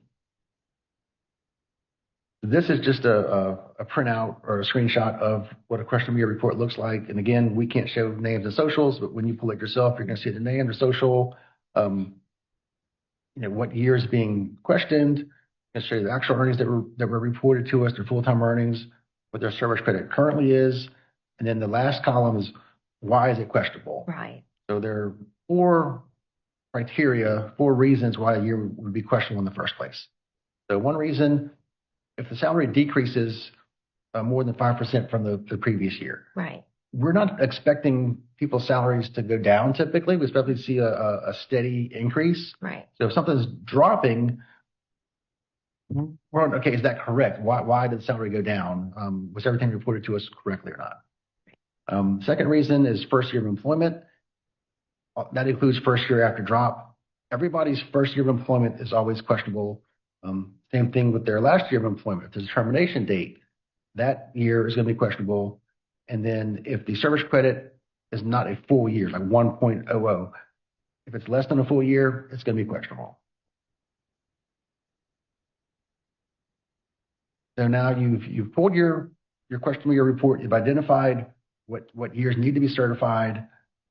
How do you certify them? Right. So again, under the Updates tab, there's going to be 3 different ways that you're going to certify those years. It's either going to be a full-time only correction, prior year salary correction, or questionable year certification. One of our most commonly used ones that a lot of employers have to use is the full-time only correction. You're going to use the full-time only correction when either the full-time earnings are not correct or the service credit is not correct. Right. So the full-time earnings could be correct, but the service credit is incorrect. Right. You still use that full-time only correction. Even though you're typing in the same full-time rate, if it's going to change the service credit, that's the one you're going to use. Then questionable year certification, that the employer's just telling us, nope, everything's right. It was reported correctly. There's nothing to change. That's probably the least common method of the 3. And then the last one, prior year salary correction, that's when you're correcting the actual earnings. Right. So let's kind of get into each one of them. Yeah. So full-time only correction. This is going to update service credit. Like I said, typically the full-time earnings need to be corrected. There could be instances where the full-time earnings are correct. The service credit is wrong. You'd still use this, but you're always you want to give us as much information as possible when doing this. Right. So there's a reason, a drop-down menu for reason, and then a comment field. You're going to have to select, you have to either give us a reason or a comment every time. It won't let you enter it without giving us one of those two. Right. So again, on the full-time only correction, you're going to have to enter a number amount, a dollar amount, and then you're going to have to select reason or a comment. Again, you can put one or the other. If it's nothing, just generic, you can do a reason. But if it is something going on with the file, you want to type a comment, we would prefer that. There's only so many characters that will go on the line, so make sure that you're using either or, and if you're using both, it's room enough for it. Right. So for most questionable years, it's going to be some combination of a first year, a last year, or a partial year of service credit. Right. So if it's a first year, that means we have a start date. So last year we have a termination date. We know the ballpark of where the service credit should be. Right. Again, we use that enrollment date, term date, and months of contract, and that system will calculate the service credit that is expected for that fiscal year. Right. So if that correction that they're submitting is going to give us a service credit that's kind of outside of that ballpark of what we're expecting, we're going to need some sort of explanation. Right. And that's when that comment really is helpful. Yeah, whether it's leave without pay or summer school, extra earnings, just something to acknowledge, why that service credit is so far off. Right. Because based on the dates of employment, if we're expecting somebody to get 50% service credit and their correction is giving them, 60% or 70%, something that's different from what we're expecting, we need to know why. Maybe the explanation explains it, or maybe the explanation doesn't explain it, and the full-time earnings or actual earnings are just not right. Right. That's something that also we ask employers to kind of check that before they submit it. Is okay, does this service credit make sense based on the dates of employment? Right. And again, it's helpful, if you've enrolled someone or terminated someone with the wrong date or the wrong months of contract, you can put the correct month or the correct date in the comment field as well, and we can use that to update the system. I see a question here. Should we use extra earnings for secondary employment? Secondary employment should not be a questionable year. Right. If it is, there could be some odd scenarios where maybe it was enrolled as primary or an indicator was changed after enrollment. But typically, secondary employment does not require certification. Right.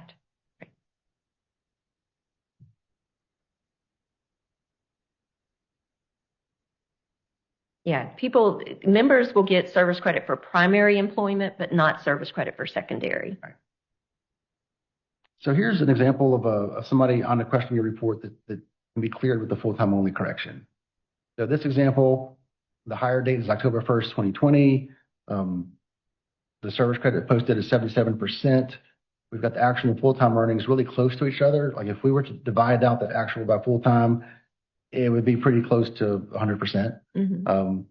And so it's being questionable for first year of employment and partial year of service credit.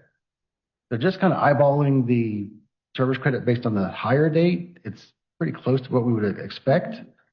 So in this case, the employer then, researched the full-time earnings, what they've entered in that field there, 50,155. That's what they would have earned had they worked the whole year.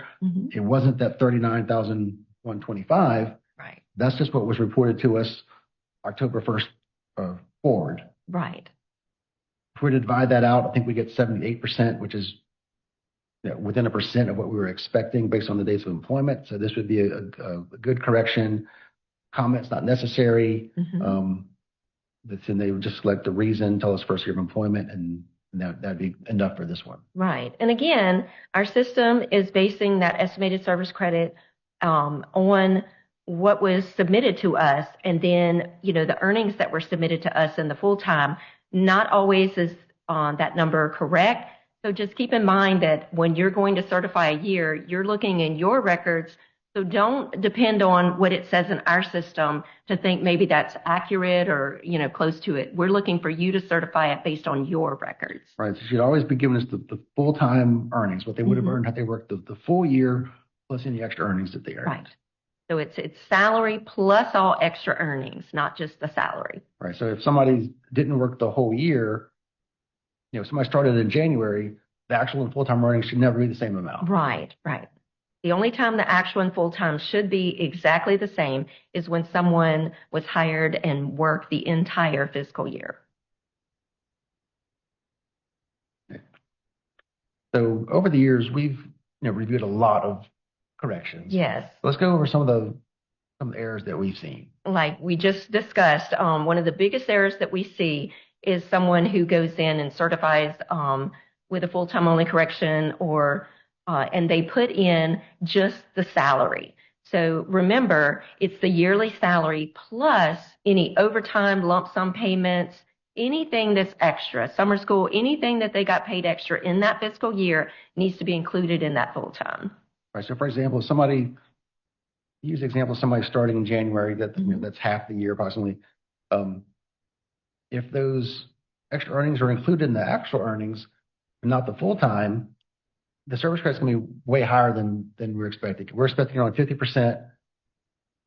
That's going to, depending on the amount, the service credit could post is like 60%, which we know, okay, well, that's not reasonable for that date range. Right. If you add those extra earnings to the full-time, then we're going to get a more reasonable number. Right. Again, a common thing that we see is somebody entering the full-time just for the period that they work, not for the whole year. If you don't work the entire year, you can't get a full year service credit. Right. And a lot of times I tell employers, use your calculator, put those numbers in the calculator and make sure it's going to be reasonable for the time frame that they worked. If not, then quite possibly that full-time earnings needs to be recalculated. Right. Sometimes we'll see employers maybe not realizing that they can enter the same full-time that's already there if it's correct. Yes. So an example of this would be maybe somebody starts at the beginning of the year, and for your parish, say August 10th is the first day of school. Well, a different parish might have August 5th. So we have one calendar that we try to apply statewide. And it's just an estimate until it's actually certified. But we have to use something to get certified out there to start with. Right. So for your parish, they start on the first day, but we're going to estimate that it's maybe 98% of the year. So when you go to certify it, it should be a full year. You don't have to change the full-time earnings. You can enter, if they're correct as they are, just re-enter that amount. The program's going to recalculate the service credit and bump it up to a full year. Right. You don't have to change it by a penny. Please don't change it by a penny. Don't change it by a penny. That could come into some situations later on that we'll discuss. Right. Another thing that we see is maybe somebody starts the year with at one rate of pay and ends it at a different rate of pay. Yes. If somebody works the full year, whatever they paid, that's going to be their full-time earnings. Right. But if they didn't work the full year, has some leave without pay, now you got to prorate that. You got to get kind of a blended full-time earnings of. You can't just use the figure that they were making at the end of the year and apply it to the full year. Right. If they start off making $50,000 and they get a raise sometime during the year and now they're making $60,000, if you certify it with $60,000, it's going to really lower, offset their service credit. Right. You got to come with a blended full-time earnings. Right. If you need help with that, you can call us and we can work through it. Absolutely. All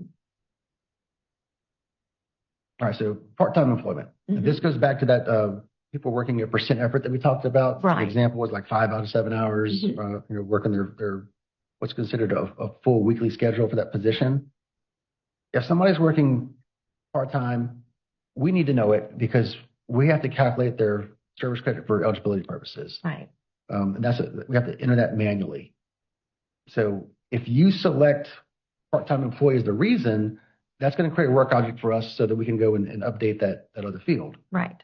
If you tell us part-time employee but don't give us the percent effort in the comment, we're going to have to contact you. Say, hey, you certified this person as part-time. What was the percent effort? Right. So if you do that on the front end, that helps us out. We don't have to try to chase you down to get that information later. Yeah. And keep in mind, we realize that there's different types of part-time. There's, part-time people who are working just as needed basis, or they're working 3 days a week. That is not what we're talking about when we're talking about part-time percent effort. Part-time percent effort, that person has to be working every single day of a contract on a schedule, working so many hours in the day. Right. And it all goes back to the two different aspects of service credit. Right. Service credit for benefit computation versus service credit for eligibility purposes. Without knowing the percent effort, we can't calculate that service credit for eligibility purposes. Right. And that's very important, so that you're sending that to us so that we can update it in a timely manner, so that the member knows what's going on and where they fall in their retirement timeline or their drop timeline, because that's very important, to update that and make sure that they're on track to either enter drop or to retire. Right, because they're counting on the supervision. They're getting member statements. Mm-hmm. They're looking at their records, and if it's not accurate, they can't make these important decisions about when to retire or go and drop.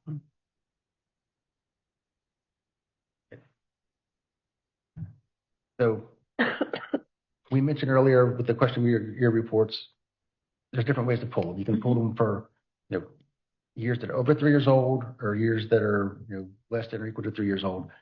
This is why, because there's a cost, an actuarial cost for full-time corrections for years over 3 years old to increase service credit. And this is not just a TRSL policy. This is state law. This is in statute. Mm-hmm. So right now we're in fiscal year 2026. So for full-time corrections, you can correct 2025, 2020, 2024, and 2023 without worrying about any kind of actuarial cost. Once you go over 3 years old, so that'd be fiscal year 22 and back, mm-hmm. any full-time corrections that increase service credit could be an actuarial cost. So there's really two ways that these are broken into two categories as far as how we charge the cost for these. Right. The vast majority of them are part of an annual project done at the end of each fiscal year. We run a report that identifies full-time corrections submitted for each employer. We total them all up, send a letter to the employers, typically in November, with a list of all the people that corrected, a cost for each one, and a copy of their journal entry. Right. So that's an annual project.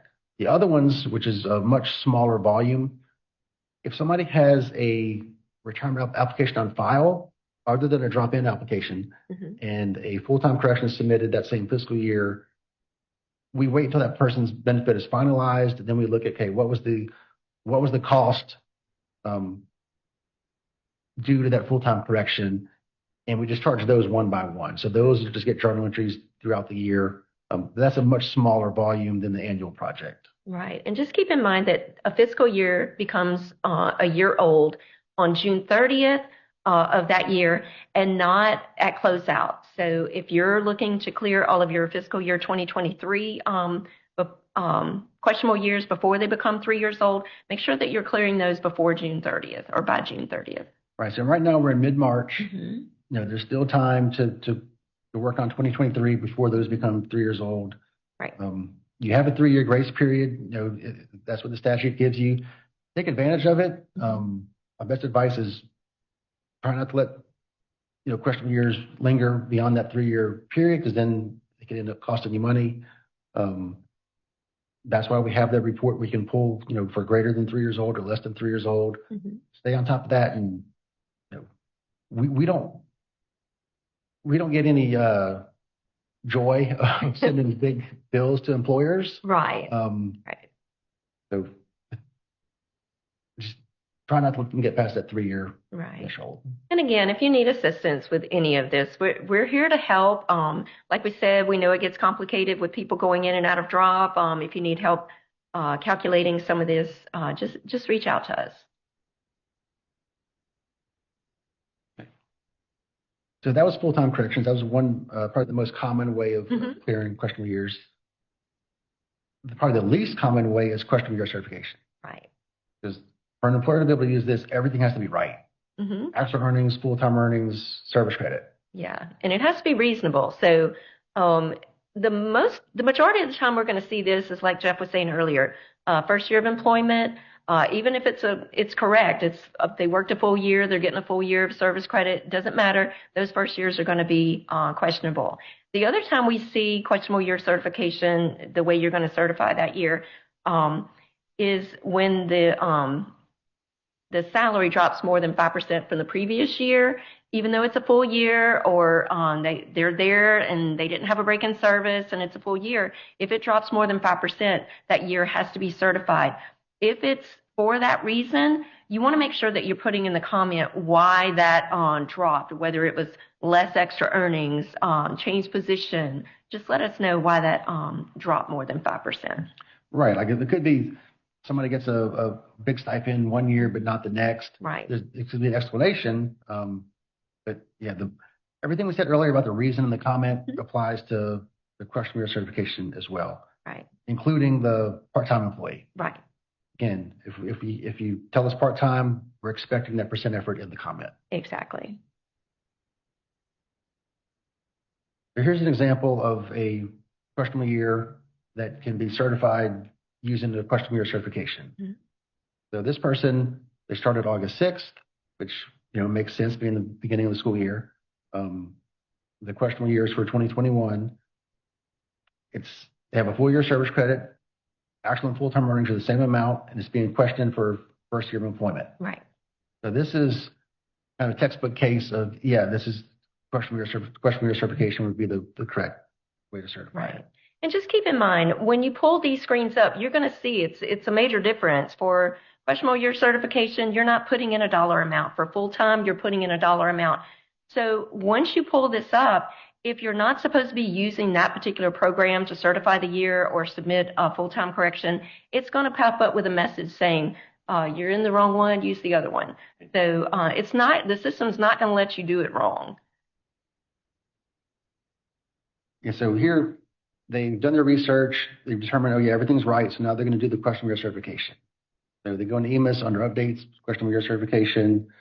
Again, you said they're not entering any numbers in this program, there's no input to enter a value. Mm-hmm. You're just picking a reason. Mm-hmm. First year of employment. This one's straightforward. There's nothing needed in the comment. So they would just select the reason, hit certify, and that's going to certify that questionable year. Mm-hmm. So the other way to certify a questionable year is a prior salary correction. So you're going to use this program when the actual earnings need to be corrected. Mm-hmm. Now, this program is kind of twofold because when you're doing that, you also have to certify the full-time earnings. Right. So you're certifying both. So you don't want to assume that you're just going into this program to correct your actual earnings. Like Jeff said, it's both. So whenever you're going in to, update the actual earnings, make sure that you have the valid full-time rate at that time so you can plug in that number as well. And again, the actual and full-time should not be the same amount unless they work the entire fiscal year at 100% effort. Right. It's really rare to do one of these corrections and not change the full-time. Right. Usually you're changing both. They could be the full-time earnings are correct and you're only changing the actual, but that's would be pretty rare. Yeah. For these, you're going to have the same thing, the reason drop-down box and the comment. You have to select one of them for both the salary correction, the actual earnings and the full-time earnings. Right. Again, if it's part-time, tell us and give us the percent effort. You can do a couple other things with this program as well. What if you've reported somebody that you shouldn't have? How do you get rid of that? Right, exactly. So if you've enrolled someone and they weren't eligible and you have to delete that enrollment and there should be no money for that fiscal year, you can click on delete posting to the right of the earnings, and then that will wipe out all of the earnings. So what if, for example, somebody on workers' comp part of the year and those contributions, the earnings weren't reported. They only reported the shelter to us. Right. So if you've reported all sheltered and some of those earnings needed to be unsheltered, right underneath the earnings, you can click on the box that says add unsheltered, and then you can split those earnings up to a sheltered line and an unsheltered line for the same fiscal year.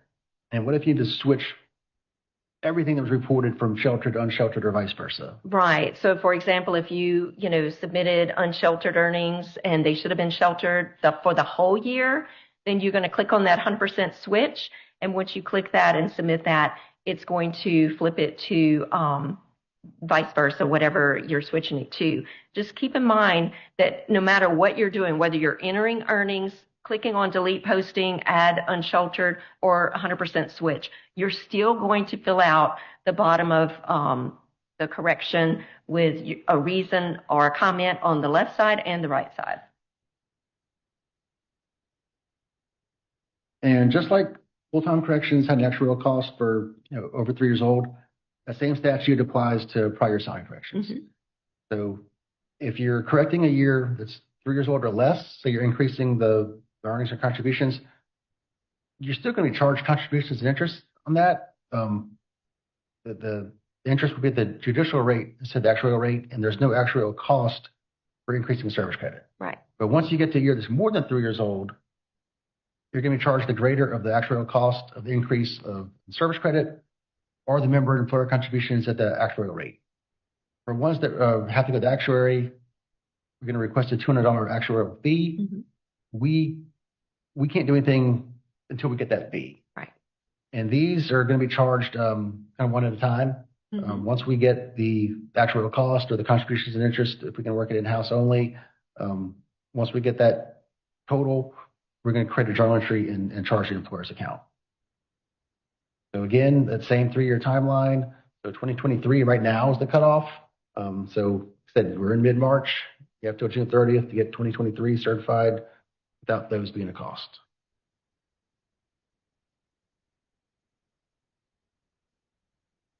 Okay. We're going to take about a 2-minute break just to bring up another panelist.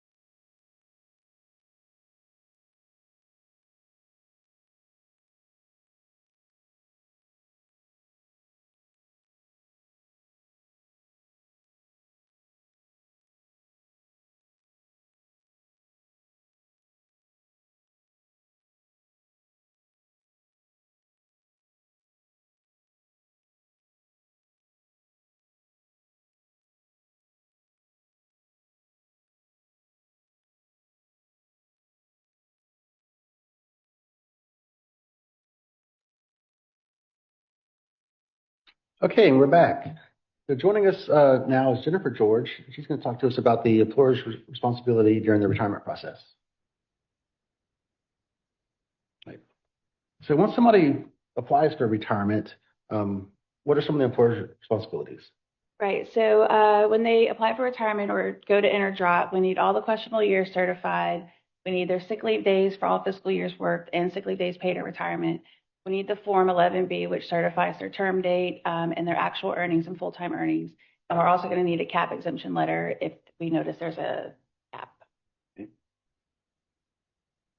So when you start requesting information from employers, we're going to obviously going to send them a letter. What is the time frame for that process? Okay, so these are some examples of the letter. Usually when a member retires close to their date of retirement, we'll send the first request. We give the employer about 45 days to respond to this. If we haven't received what we need, we will send a second request. We usually give about 30 days before we send our final request.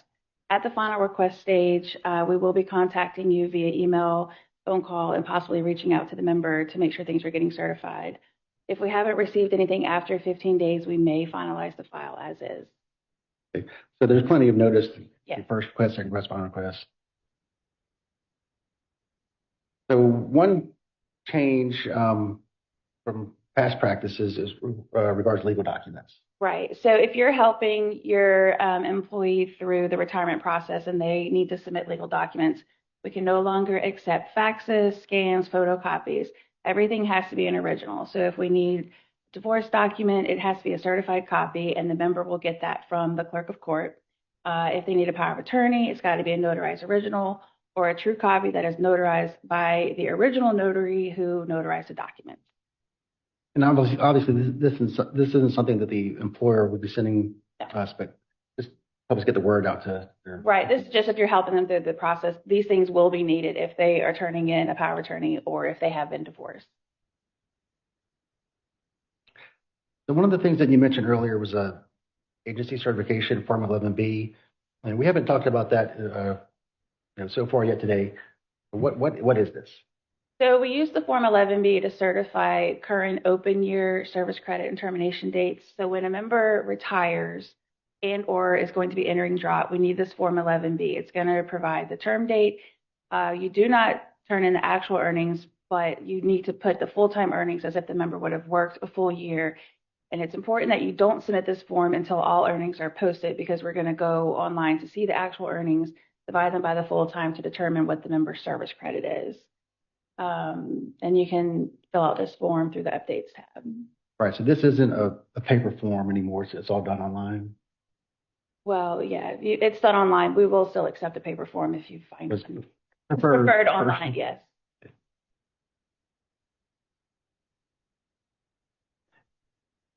Now, what if somebody is returning after drop? Do they have a little bit of different information we need for those people? Right. So when they're ready to stop working after drop, we need another Form 11B. And on this one, you're going to fill out the bottom portion. If they work more than 2 years after drop, we're going to need the member's last full fiscal year of drop, their actual and their full-time earnings. The reason we need this is we have to determine, we're using this to determine if there's going to be a cap exemption if there's a after drop final average. Now, one thing that comes up sometimes is this whole concept of termination date versus retirement date. If that can ever be the same date. So can you explain the termination date versus retirement date? Yes, they're never the same date. So the termination date is the member's last day of work or their last day of leave. We are going to retire them the day after, or in the event we get an application late, it'll be the day after we get the application. So if a member's last day of school and work was May 25th, their retirement date is going to be May 26th. So on the 11B, you'll put May 25. We will retire them on May 26th. Okay, that's simple enough. Another document you mentioned earlier was a cap letter if necessary. Right. So the state law places a 10 or a 15% cap when we're determining their final average comp. So if the member enrolled in the system before January 1, 2011, we're going to do a 3-year final average comp, and those people are subject to a 10% cap. If they enrolled after January 1, 2011, we're going to do a 5-year average comp, and those members are subject to a 15% cap. This is not a letter that you will find on our website. If we are reviewing the file and we see that they are going to be capped, we will send this letter to you. We give you about 30 days to complete this cap exemption. If we don't receive anything back, we are going to finalize and assume there is no cap exemption. For retirees that come back to work and select the option where they earn service credit, get a supplemental benefit, is there a form they have to turn in? Right. So they need to fill out the 11 RTW. The main thing that we need to focus on for these people is their benefit is going to be suspended while they are doing the RTW work. So in order for them to start receiving the benefit, the member has to turn in the 11 RTW, and the employer, you guys have to go and provide a termination date. Normally for the regular retirement process, they'll turn in an application to us and we'll go through EMIS and terminate them. For these members, it has to be the employer that terminates them in order for us to resume the benefit. I was looking at a question real quick. Somebody was asking about a deadline for the 11B. Does that follow that same 15 first, second, final request? Correct. You're going to get a first, second, and final, so it's the same 45, 30, 15 for the 11B. The cap exemption is only 30 days. And then somebody asking, are there instructions on how to complete the 10% cap form? They just put the. Can you go back to the cap exemption letter? So it's on the cap exemption letter. It has to fall under the criteria on this letter in order for there to be a cap exemption. So not everybody is subject to it, but the letter is self-explanatory. Right. And the letter identifies the fiscal year that we're asking about, right? Well, that's for our university people. The other people, I believe it's local and state parish caps. Right. But we're going to ask it for a specific fiscal year. Right.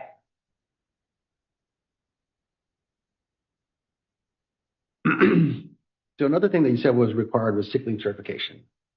Right. So we need sick leave reported for every fiscal year that they work. We're also going to need the sick leave days paid at retirement. A lot of times it's 25 days. We're going to need that updated as well. And you can do both of those through the updates tab. Now, sick leave days used, Right. So when you're reporting the sick leave, we need it reported every fiscal year. So that's July 1 through June 30th. We need you to tell us the months of contract, whether it's 9, 10, 11, or 12. The number of sick leave days used for that year, not how many days they accrued or a balance left over. It's how many days they used for that fiscal year. And if they work summer school, we need you to tell us how many days of summer school they worked and their percent effort. Now, if somebody was in drop, the entering there is going to be a little bit different, right? Right, because while members participate in drop, they're not earning service credit. So there's nothing on the account history to trigger a sick leave line. So when you're reporting the sick leave, you have to go uncheck the use employment history box. This will then allow you to enter the beginning and ending dates of drop, and that way you can populate their sick leave. So you've been talking about entering sick leave kind of line by line, year by year. Manually, yes. But there is another way that employers can submit sick leave to us, and that's by submitting an annual data file. This is the file layout. You can find this in Index 18 of our procedures manual. We really recommend that you send us an annual file for sick leave. That's going to just eliminate one more step from that retirement process. It also kind of safeguards your data. Once we have it, you don't have to worry about it getting lost. We've had parishes that have been hit by hurricanes and lost sick leave records. So flooding. Yeah, flooding. Lots of things that happen. Like once you get that data to us, you're done. Right. So we prefer it this way, but if you need to enter it manually, you can follow the steps we've talked about. And you also mentioned number of sick leave days paid at retirement. Right. It's very important to let us know if they were paid any sick leave days at retirement, even if it is 0. Even if you paid them no days, please report it because this is an essential piece of the sick leave calculation. And this can be done through the updates tab. We also have a question here. Somebody says, we do not offer sick leave. Would PTO be reported the same way? No, PTO, if you offer PTO in lieu of sick leave, I'm guessing this is probably a charter school. Send us a letter on your official letterhead stating that you do not offer sick leave, offer PTO in lieu of sick leave.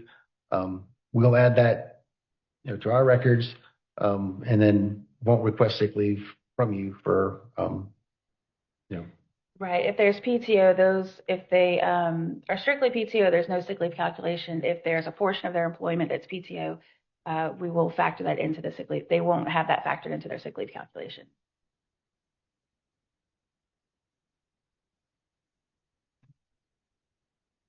So if somebody wanted to view, for an individual person, what sick leave's already been reported, what do they do? So they can go the EMIS and they'll be able to see this is what we want a sick leave page to look like. We have the fiscal year worked, the months of contract, the days used. You can see whether it was submitted from an employer file, and then you can also see the date that it was submitted, and down at the bottom, this is where we will see our sick leave days paid. So this is what we're looking for. If you want to make sure that you've submitted all your leave, you can go here and double check it.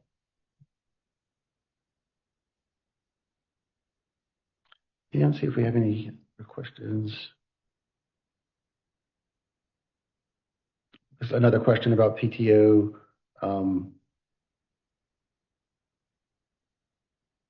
The PTO, that time is not used to convert unused sick leave. So if you offer PTO, that's between you and the employer. TRSL just needs to know it's PTO. We don't need to know how much. you're giving the member, because none of this is used in their calculation. Right. The statute refers to sick leave that could convert to service credit at retirement. So PTO, these ask about parental leave. If it's not sick leave, then no. And all right. So that wraps up the your responsibilities at retirement. We're going to take another about 2-minute break. We'll come back with another panelist to cover return to work.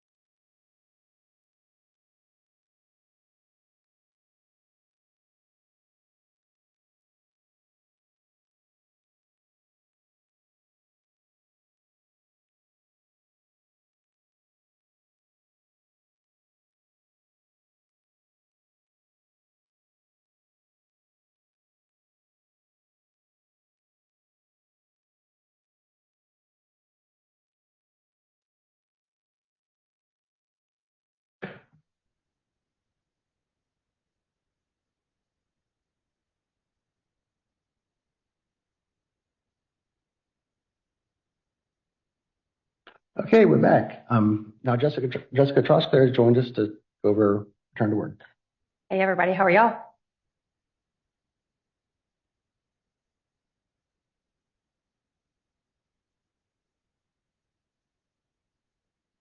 There we go. So when we talk about return to work, there's not just one return to work law, right? There's multiple laws. There are. There's 3 actually.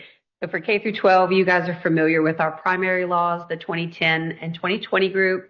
There is a 3rd law that is specific to higher education, but yeah, you guys are navigating 3 separate laws, dropping individuals into one of those categories based on their date of retirement. If they retired before July 1, 2020, they are in what we call the old law, the 2010 group.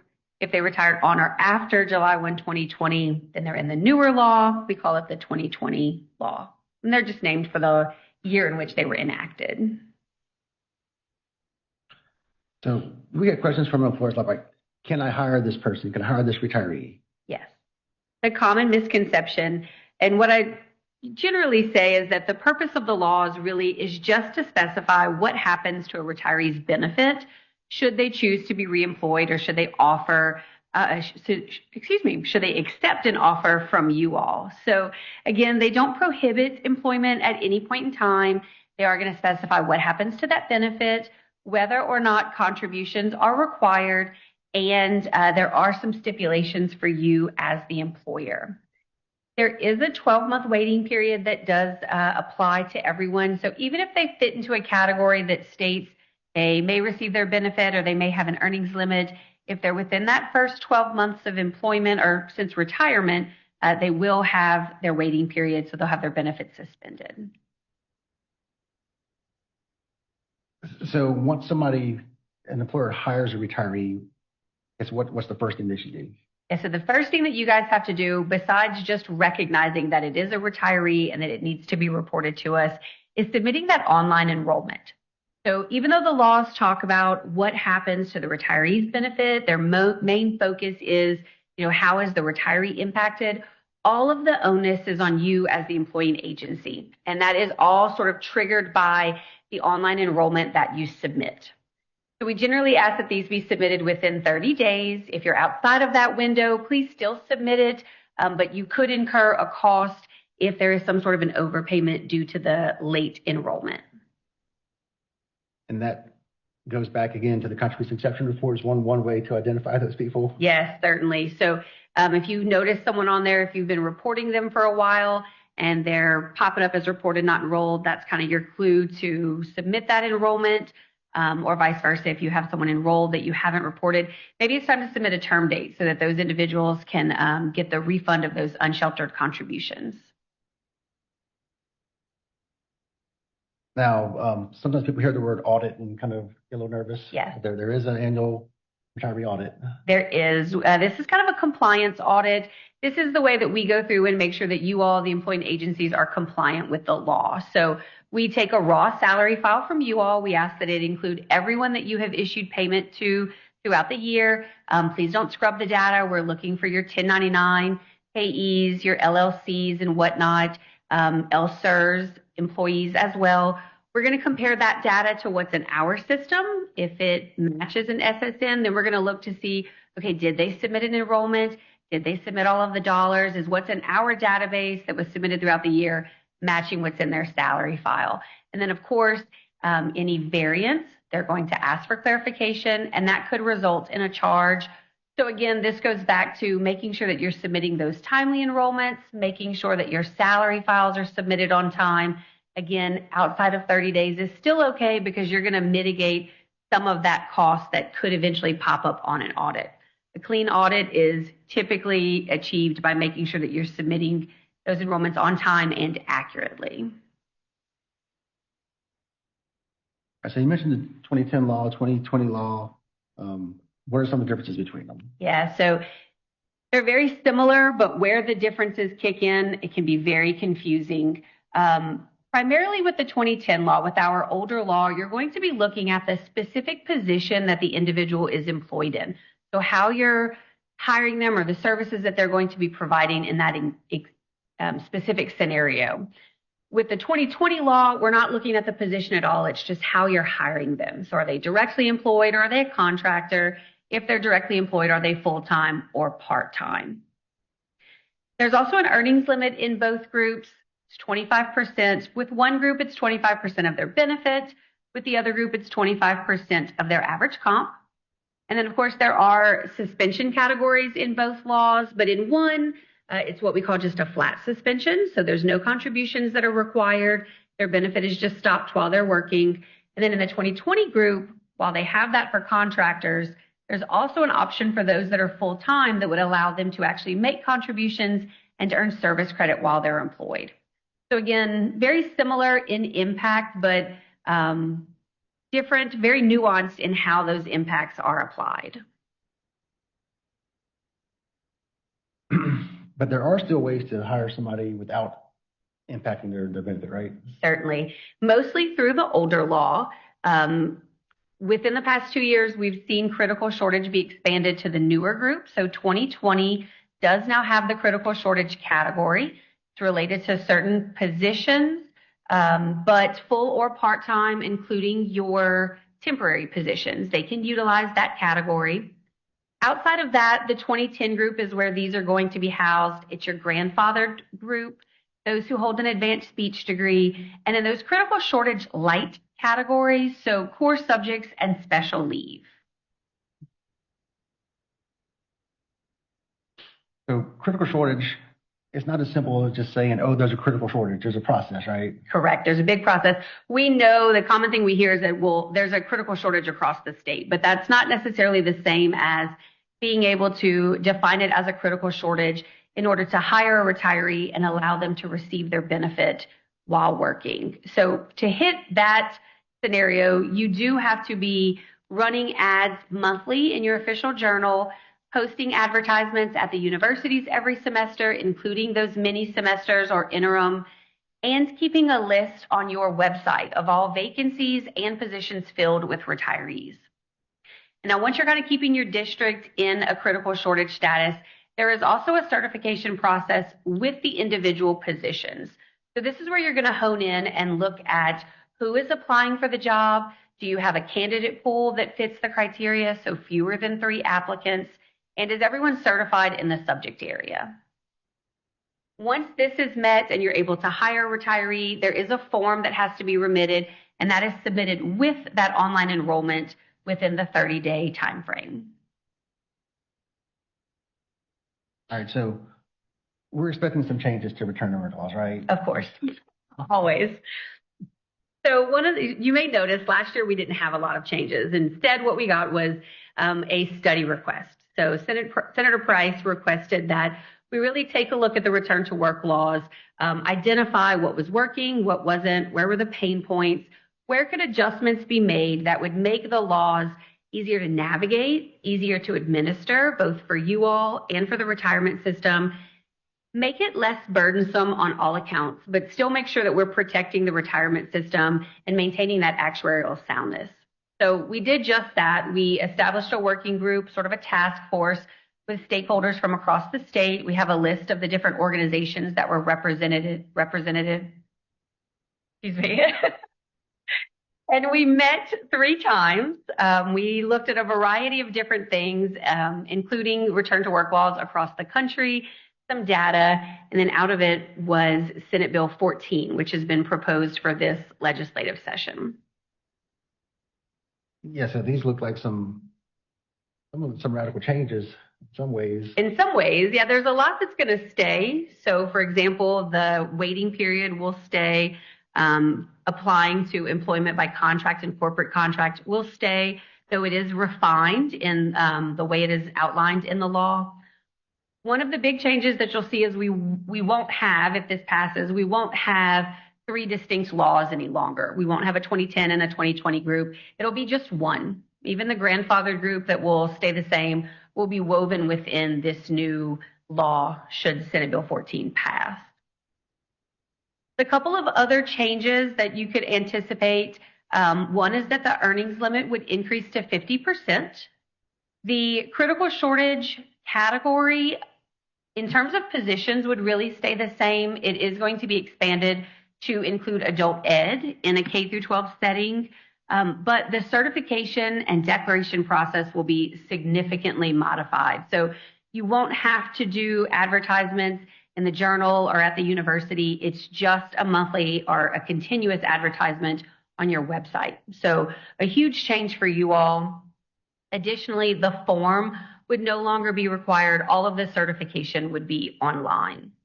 So between that and the 50% earnings limit, that's already going to be hugely advantageous for you guys in alleviating the time and the administrative steps that you have to go through, but also widening who you can put into these positions and for how long.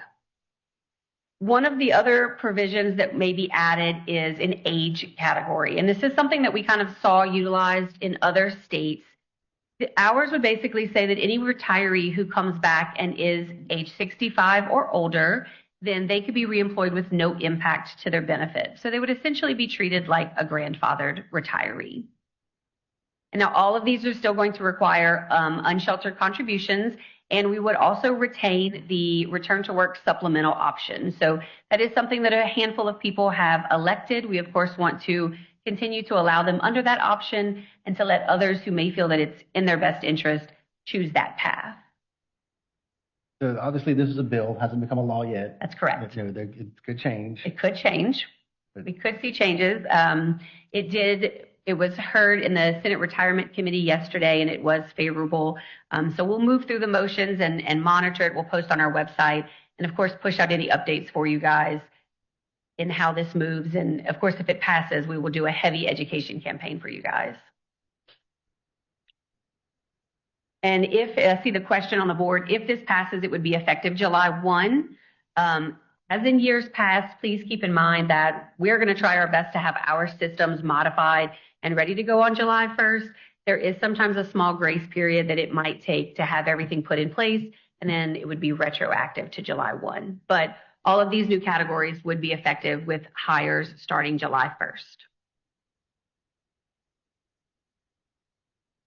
All right, so that's return to work. We want to let employers know about a change that's coming up to member access. It's switching to My TRSL. It's going to be totally redesigned. This is going to be going out in April, May. Just want to give you a heads up that it's changing, kind of get the word out to your employees. They're going to have to get a new login and password. So once this goes into effect, their old member access password won't work anymore. Links, we're going to roll them out April 20th to May 11th. So this is just kind of a heads up that, hey, member access is becoming My TRSL.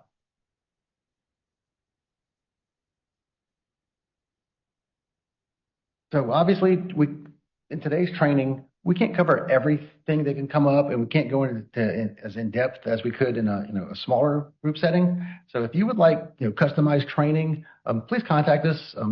Kelly is our trainer. Her contact information is on here. She can come to you. You can come to us. You can do something via Zoom. We're happy to help you guys in any way as far as training goes. So we're really getting to the end of our today's training for TRSL.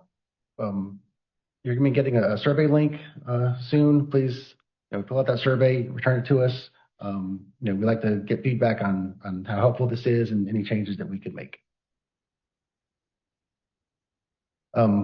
This concludes the TRSL portion. We're going to take about a 5-minute break. And then Ellisers is going to come up for their presentation, which we expect to be about an hour. Is that correct? It's about an hour. So hang tight, and when we come back, Ellisers will be up here.